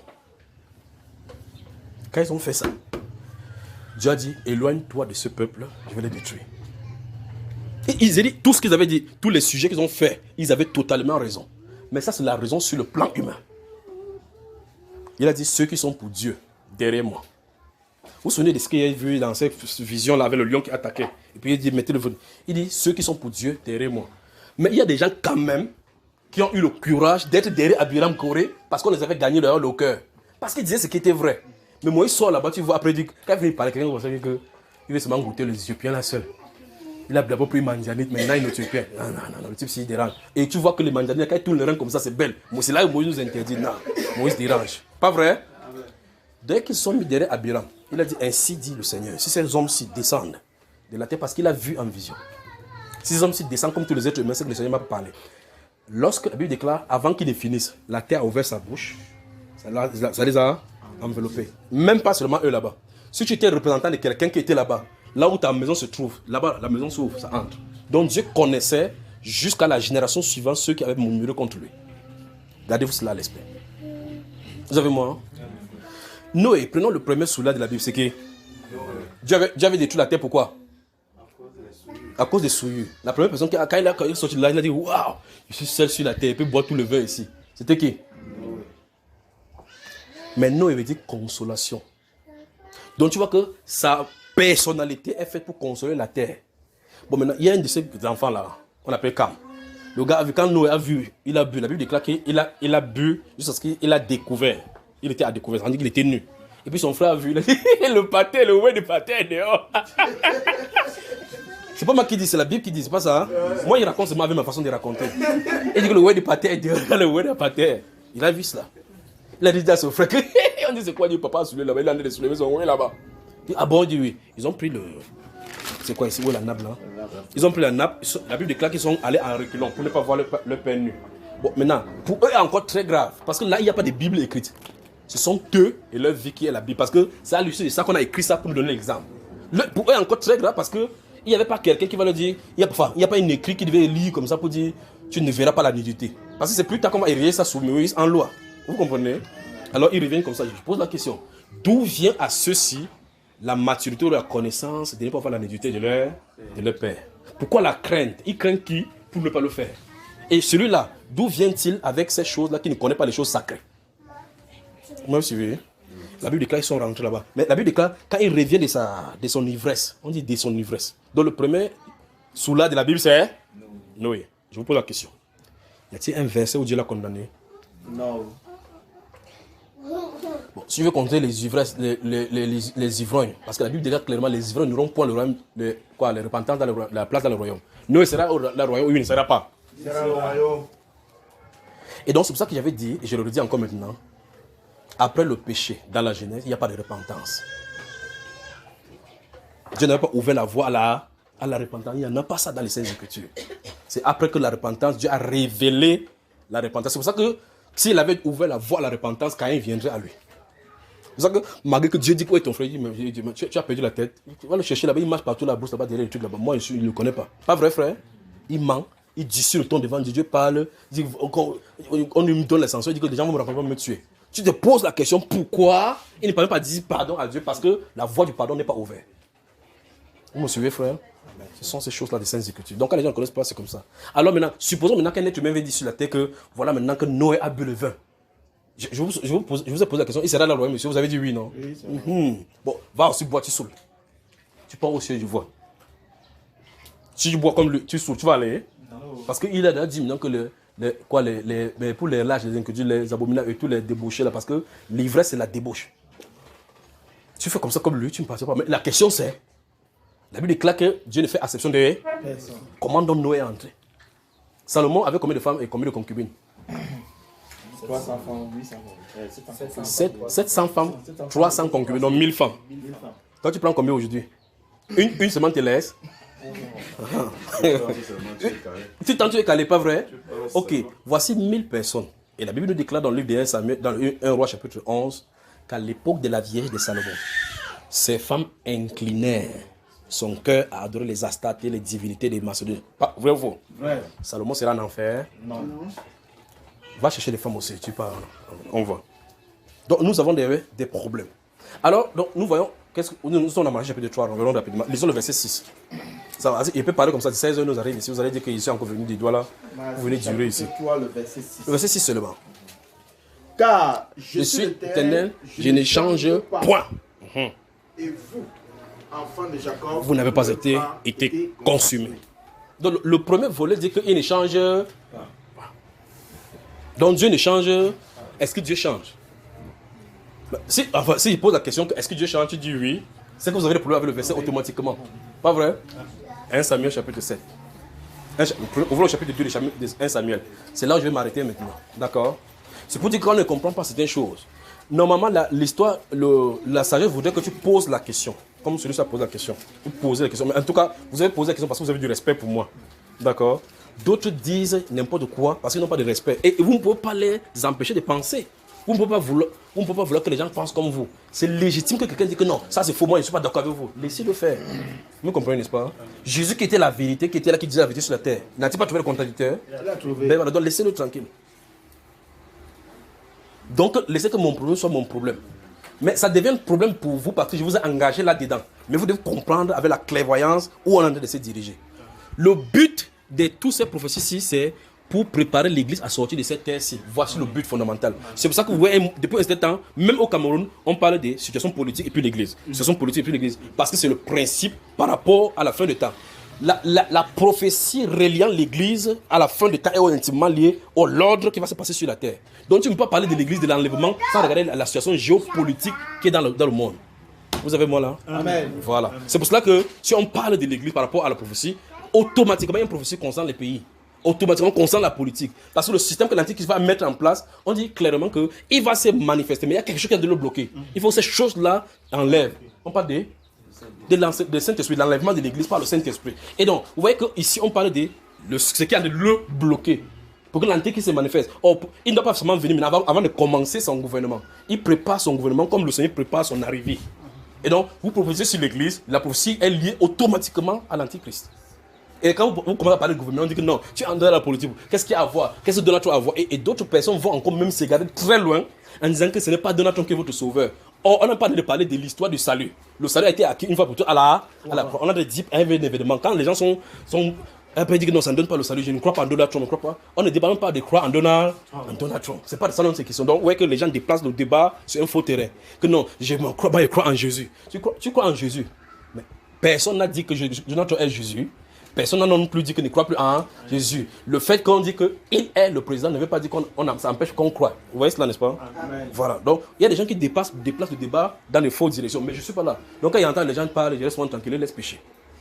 Donc, nous avons vérifié que Dieu ne change pas. Et vous êtes d'accord avec cela? Qu'il ne change pas. Bon, maintenant, avant de continuer, même parce que c'est là où il faut conclure, quand vous lisez dans Malachie chapitre 3, verset 6, que je suis l'Éternel, je ne change pas, qu'est-ce que vous comprenez? Qu'est-ce que Dieu lui dit? Qu'entend-il pas? Je ne change pas.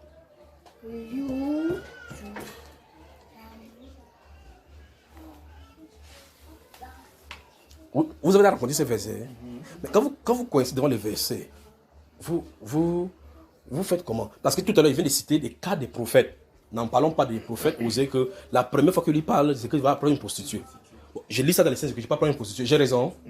Bon, prophète, vous avez vu tous ces prophètes donc, que j'ai cités, que ce soit Salomon, que ce soit Noé, que ce soit Myriam, ou bien tout là. Vous avez vu un endroit où ils sont repentis. Bon, la Bible déclare que Dieu ne fait exception des personnes. Dans ces cas, ils seront où? Avec le péché. En principe, ils seraient où? En enfer, pas vrai? Qu'est-ce qui fait qu'ils sortent de l'autre côté?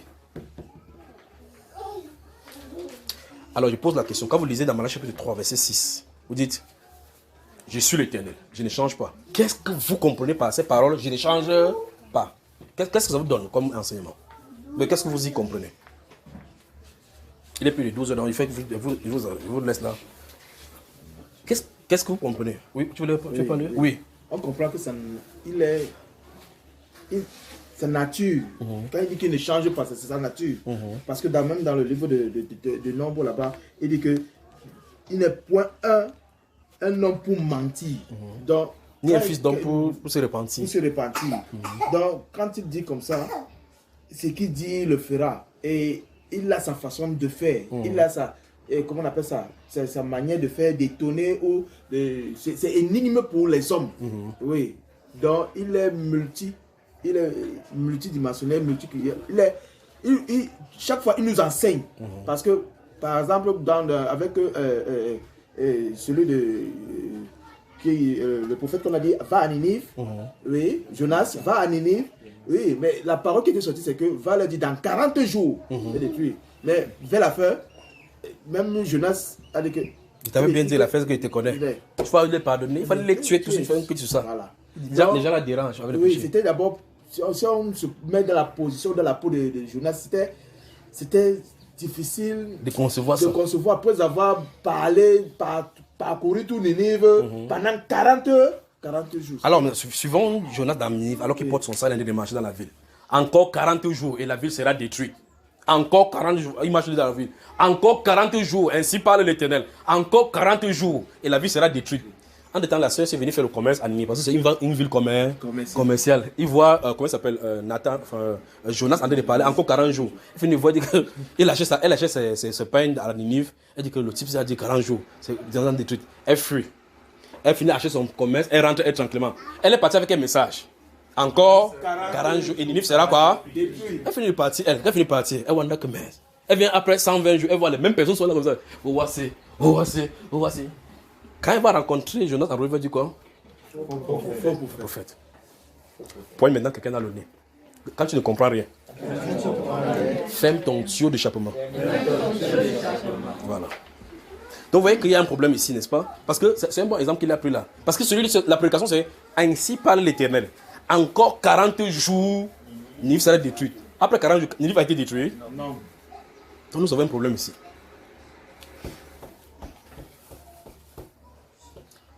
Ah, c'est merveilleux seulement. Lisons donc 1 Samuel,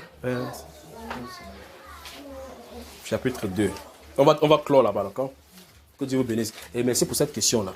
Pendant que vous allez trouver 1 Samuel, chapitre 2, je dis ceci. L'Église doit faire face à une étape critique.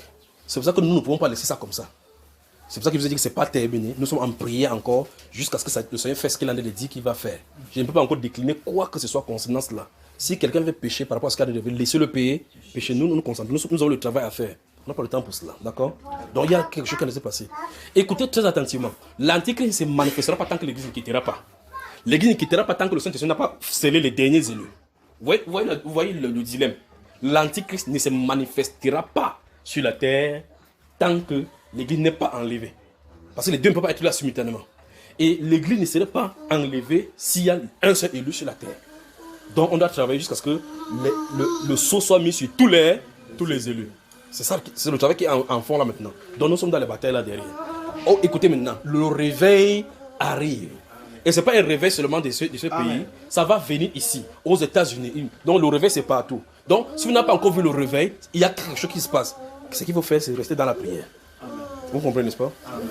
Chapitre 2. Nous allons lire les versets 22 du chapitre 2. Et puis on va s'arrêter au verset 29, d'accord? Et bientôt la vidéo te dit stop. Alors il faut qu'il lise. Tu es là, mon cher? Tu peux lire? Can you read? Ok. Lis alors. Il a dit qu'il ne lit pas les Saintes Écritures, qu'il n'en est pas dit. 1 Samuel chapitre 2, à partir du verset 22. Élie était fort âgé et il apprit comment ses fils agissaient à l'égard de tout Israël. Il apprit aussi qu'il couchait avec les femmes qui s'assemblaient à l'entrée de la tente d'assignation. Ça, c'est un problème dans les Saintes Écritures. Arrêtons là-bas, on commente. La Bible déclare que Élie, qui était un sacrificateur, était fort avancé. C'est un homme qui était gigantique, grand de taille. Et puis il pesait. On dit qu'il avançait en âge, même sa vision était presque assombrie. Mais il avait appris la façon dont ses fils agissaient. Et c'est un problème ici par rapport à la femme. On dit qu'il couchait avec la femme devant la tente d'assignation. Ça, c'est impensable. Ça, ce sont les fils des sacrificateurs. Et ils le font devant la tente d'assignation dans laquelle se trouve le lieu de rendez-vous. Vous avez vu? Maintenant, la question se pose. Dans la version d'Abi, la Bible déclare dans la version d'Abi que les fils d'Élie étaient des Bélial, les fils de Bélial. Donc de la divinité qu'on appelle Allah maintenant. Mais encore oui, les fils d'Élie. Voici un sacrificateur qui est loin de Dieu, dont ses fils sont des fils du diable. C'est ce qu'on a dit là. Dans la façon courante, on dit les fils d'Élie étaient des vauriens. Parce que ce vaurien, c'est le français courant. Pour qu'on comprenne. Mais ce n'est pas vaurien. Vaurien n'a pas son essence. Parce que ce sont des fils d'ordre spirituel. On dit, la version d'David dit, c'était des fils de Bélial. Bélial. Et Bélial, c'est Allah. Donc vous entendez là. Donc c'est les vrais musulmans, c'est eux. Là, voici comment un homme qui est loin de Dieu et qui est ça. Et la sacrifice se transfère des pères en fils. Donc c'est pour ça que c'était normal qu'il soit dans la sacrifice. Parce qu'automatiquement, il héritait cela de Aaron. Mais c'était les fils du diable. En plein sacrifice. Donc ils ne connaissent pas les choses sanctifiées. Alors ils ne craignaient pas Dieu. Parce que, ayant vu leur papa avancer, travailler, quand les enfants s'y voient, au moins celui à ce niveau, comme Daniel fait là, il a peur des scènes. Quand son père et Samuel lisent, ils voient, au fur et à mesure, il va s'adapter là-dedans. Mais ceux-ci ne craignaient pas Dieu. Et regarde ce qu'ils font à la tente de l'association. Continuons. Verset 23. Il leur dit, pourquoi faites-vous de telles choses? Car j'apprends de tout le peuple vos mauvaises actions. Oui. Non, mes enfants, ce que j'entends dire n'est pas bon. Vous faites pécher le peuple de l'Éternel. Si un homme pêche contre un autre homme, Dieu le jugera. Mais s'il pêche contre l'Éternel, qui intercédera pour lui? Où est-ce que le prophète, le sacrificateur dit? Lorsque c'est contre Dieu que tu as péché, gars, cherche Jésus. Parce que personne ne peut aller te défendre là-bas. Tu vois cela? Mais la façon dont il a pris devant Dieu, il a protégé ses enfants. Dieu s'attendrait à ce qu'il demande au peuple qu'on le lapide. Continuons. Ce que j'entends dire, vous n'êtes pas bien, hein, mes enfants, c'est pas bien. Hein? Continuons. Et ils n'écoutèrent point la voix de leur père, voilà. Car l'Éternel voulait les faire mourir. Vous avez entendu ça? Hein? Dieu voulait les faire mourir. Donc c'est pour ça que Dieu a endurci leur cœur pour qu'ils n'écoutent pas la voix de leur. Parce que Dieu veut les faire mourir. Continuons seulement. Le jeune Samuel continuait à grandir et il était agréable à l'Éternel et aux hommes. Oui. Un homme de Dieu vint auprès d'Élie et lui dit, ainsi parle l'Éternel, ne me suis-je pas révélé à la maison de ton père lorsqu'ils étaient en Égypte dans la maison de Pharaon? Vous comprenez ce qu'il a dit, non? Ça se trouve là principalement dans le livre d'Exode chapitre 29, vous avez noté là tout à l'heure, verset 9 particulièrement, oui. Je l'ai choisi parmi toutes les tribus d'Israël pour être à mon service dans le sacerdoce, pour monter à mon autel, pour brûler le parfum, pour porter les fauves devant moi, et j'ai donné à la maison de ton père tous les sacrifices consumés par le feu et offerts par les enfants d'Israël. Donc il parle de la maison d'Aaron ici, avec la loi qu'il avait donnée à Exode, n'est-ce pas? Allons-y. Pourquoi foulez-vous aux pieds mes sacrifices et mes offrandes que j'ai ordonné de faire dans ma demeure? Oui. Et d'où vient que tu honores tes fils plus que moi? Vous avez vu ça? Oh, si vous regardez la façon dont il a parlé à ses enfants, vous avez dit non, c'est un père qui allait corriger ses enfants. Mais la correction qu'il a amenée n'est pas au niveau que Dieu attendrait. Oui. Donc ça veut dire que Dieu dit que tu honores ton fils plus que... Si tu es les enfants, ses enfants, il demandait que prenez les enfants, se mettez dehors. Tuez-les en dessus. Dieu devait les lever en onction devant de lui. Mais il a dit, mes fils, c'est pas bien ce que j'entends dire dans tout le peuple. Donc tout le peuple s'était plaint. Donc quand le peuple s'était plaint devant le sacrificateur, c'est qu'il prenne ses décisions, il prenne ses actions. Parce que cette façon de corrompre, c'est pour faire que Dieu quitte le peuple. Or, du coup, Dieu quitte le peuple, c'est une autre divinité qui vient s'installer. Donc il fallait les lapider. Oui. Afin de vous engraisser des prémices de toutes les offrandes d'Israël, mon peuple. C'est pourquoi, verset 30. Écoutez maintenant ce que le prophète va dire. Gars, écoutez, c'est le prophète qui va dire ici maintenant. Je veux que vous compreniez cela. Gardez-vous à l'esprit ce que nous avons lu dans le livre de Malachie, chapitre 3, verset 6. Allons-y. C'est pourquoi, voici ce que dit l'Éternel, le Dieu d'Israël. Oui. J'avais déclaré que ta maison et la maison de ton père marcheraient devant moi à perpétuité. Stop. Soulignez perpétuité. Donc, d'après ce que vous venez de lire, le prophète qui vient nous dire, le prophète sort comme ça. Il arrive ainsi par l'Éternel. C'est le verset, c'est la partie qui nous intéresse maintenant. Donc, j'ai laissé seulement que vous lisez plus le verset 22 pour qu'on voie la chose venir. Maintenant, le prophète dit, j'avais déclaré à la maison de ton père, dans ta maison, que quoi? Que vous marcherez devant moi à perpétuité. Qu'est-ce que Dieu dit maintenant? Et maintenant, dit l'Éternel, loin de moi, car j'honorerai celui qui m'honore. Mais ceux qui me méprisent seront méprisés. Amen. Donc Dieu vient de changer d'idée par rapport à ce qu'il avait déclaré sur cette maison-ci. Donc il vient de dire, j'avais déclaré, parce que sous le regard de l'histoire de Finé dès le départ, quand Finé avait tué Dieu a donné une promesse à Finé. Quand vous regardez le roi, quand le roi avait fait une restauration, il a fait personne. Si vous tracez, quand vous lisez, je commence à lire les Saintes Écritures, ne lisez pas tout ce moment pour traverser. Prenez du temps. Prenez Élie. Vous regardez son arbre généalogique. Vous allez retrouver la personne à qui Dieu a fait la promesse. Parce qu'il ne parle pas de toute la maison d'Aaron ici. Il parle de cette lignée. À cette lignée, s'il y a quelqu'un qui a fait quelque chose dans le passé, et Dieu a dit que tu ne manqueras jamais de personnes devant moi dans ta lignée, qui va brûler le parfum devant moi. Dieu dit que j'avais déclaré cela pour ta maison. Vous voyez cela, n'est-ce pas? Il me dit, à cause de ce qui en est arrivé par ton fils, vous voyez cela, à cause. Loin de moi. Donc, Dieu annule ce qu'il avait fait dès le départ. Amen. Fermez les saintes écritures. Peuple de Yaoundé, que Dieu vous bénisse. Amen. Que rien ne vous perturbe dans la marche pour le réveil, d'accord? Désirez toujours cette soif-là devant lui. Ce n'est pas loin, d'accord? Il tente de causer avec le frère Haché dans la nuit, et puis il a dit quelque chose sans s'en rendre compte de ce qu'il en a préparé. Il a dit quelque chose, si lui dit maintenant ça va encore lui plaire. Bon, pour ne pas lui plaire, je ne dis pas ce qu'il a dit, que je sais que c'est bon et que c'est très vrai. Ou bien je vous dis aussi. Vous voyez? Donc, quelque chose est en train d'arriver. Nous sommes en train de travailler également là-dedans. Bon, comme il y a de mauvaises oreilles qui nous entendent, on ne dit pas. Donc, travaillons les choses. Il y a des choses qui sont en train d'arriver, d'accord? Mais il a dit quelque chose. Quand il a dit ça, il dit wow, parce que nous sommes en train de nous préparer là-bas pour que quelque chose arrive. Amen. Donc, quelque chose est en train d'arriver. Et il a dit qu'il a vu cela. Il vous a raconté ça et cela que quelque chose est en train d'arriver et qu'il a vu quelque chose qui est en train d'arriver. Quand il a dit ça, il a compris que quelque chose qui est en train d'arriver, c'est ce que nous nous en avons préparé. Il dit waouh, merci Seigneur. Parce que nous sommes en train de préparer pour que cette chose-là arrive. Et que nous, comme on commence à préparer, on est en train de regarder que c'est quelle direction qu'on va prendre. Et je vois maintenant, comme il a fait comme ça, ça veut dire que quelque chose là est censé arriver. Je vais vous expliquer ça clairement même. Que le Seigneur vous bénisse. Personne n'a été prie. Tant de Père, nous te rendons grâce. Priez pour vous-même, priez pour ce que vous avez entendu. Priez que Dieu vous bénisse, que Dieu vous bénisse. Si quelqu'un vous a poussé à murmurer sur quoi que ce soit, continuez à parler au Père.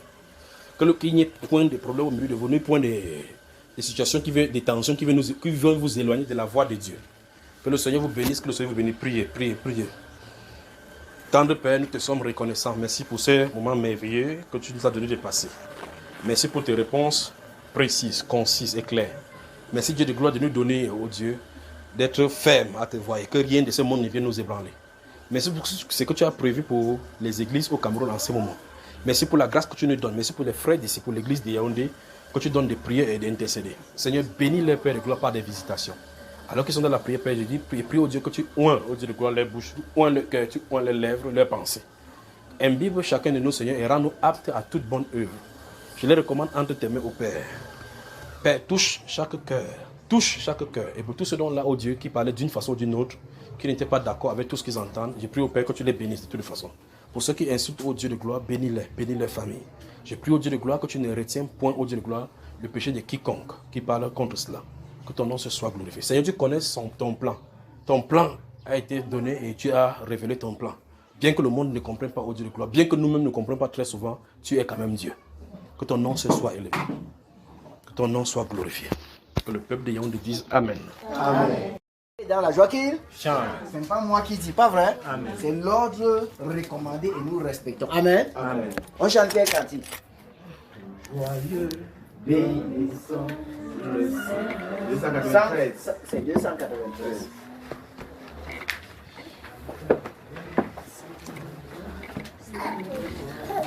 Votre cœur, allez tirer ça pas de problème. 293. C'est le numéro du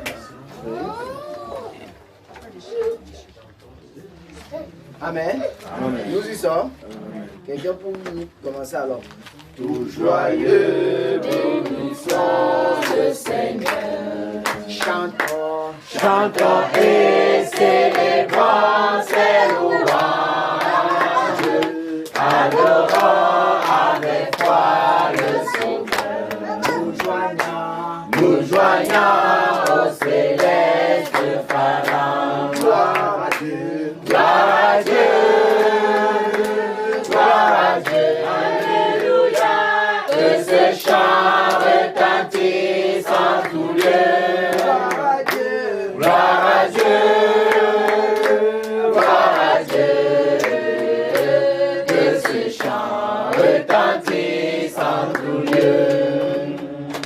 Dieu dans son incomparable amour du ciel envoya son Fils unique et la terre et les cieux en ce jour s'unissent pour chanter ce cantique. Gloire à Dieu, gloire à Dieu, gloire à Dieu. Alléluia. Que ce chant retentisse en tout lieu. Gloire à Dieu, gloire à Dieu.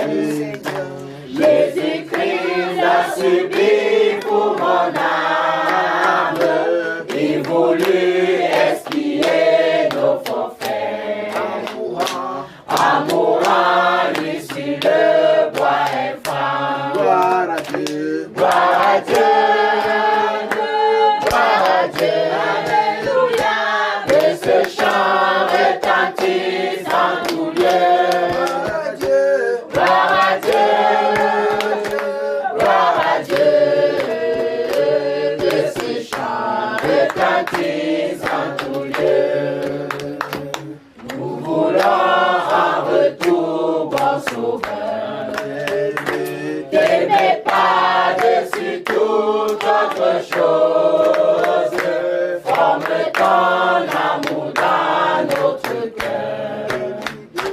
Et puis de chacun de nous dispose. Gloire à Dieu. Gloire à Dieu. Gloire à Dieu. Alléluia. Que ces chants retentissent en tout lieu. Gloire à Dieu. Gloire à Dieu. Que ces chants retentissent en tout lieu. Amen. Amen. Que ce chant soit pour nous comme un réveil. Amen. Amen. Que ceux qui dormaient se réveillent. Que ceux qui pensaient que Dieu pense puissent comprendre aujourd'hui que Dieu ne pense pas. Mais ils réalisent ce qu'il a commencé. Amen. Amen. S'il a commencé une œuvre, il doit l'accomplir. Amen. Donc nous avons dit récemment ici que chacun doit penser à son affermissement. Amen. Chacun doit plus penser à son affermissement. Parce que nous avons besoin d'être affermis dans la foi, afin d'être agréable au Seigneur. Ça doit être le but de la pensée de chacun de nous. Alors que cette porte qui nous est ouverte contribue encore pour notre affermissement. Amen. Amen. Que chacun puisse comprendre que nous le voulons ou pas, Dieu est en train de contrôler son calendrier. Et c'est à partir de son calendrier qu'il doit agir, qu'on le veut ou pas.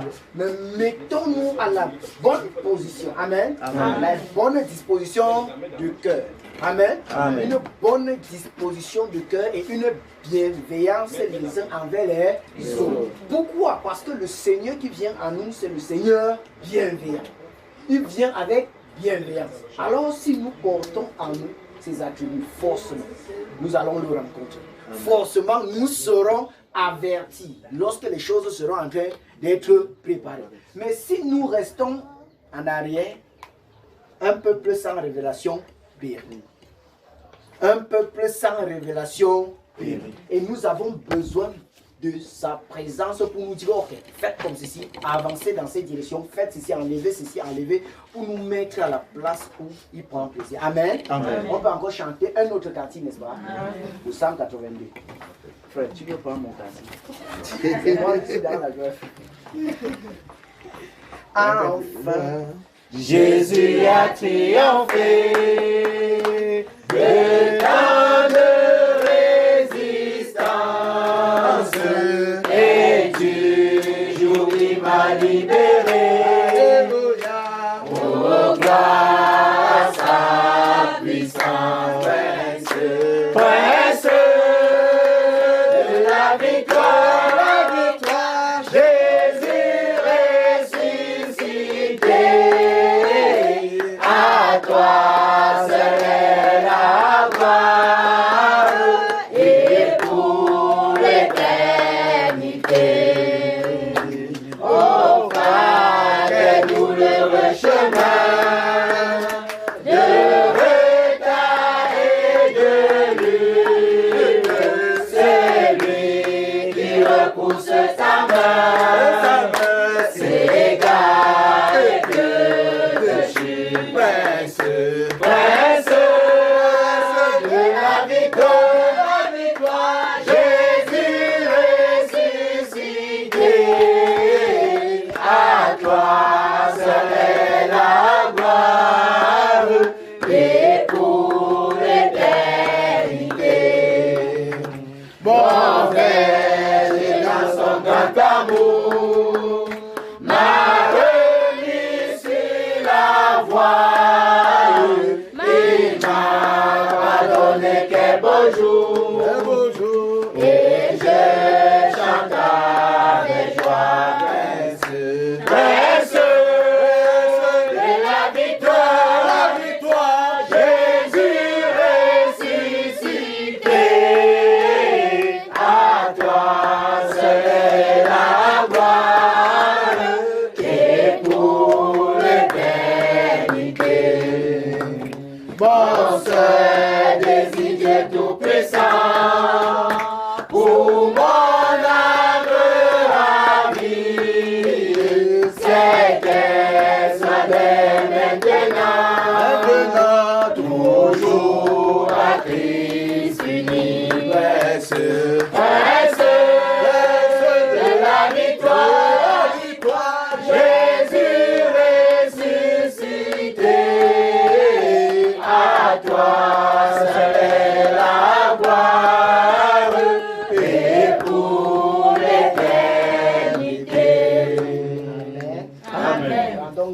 notre Père.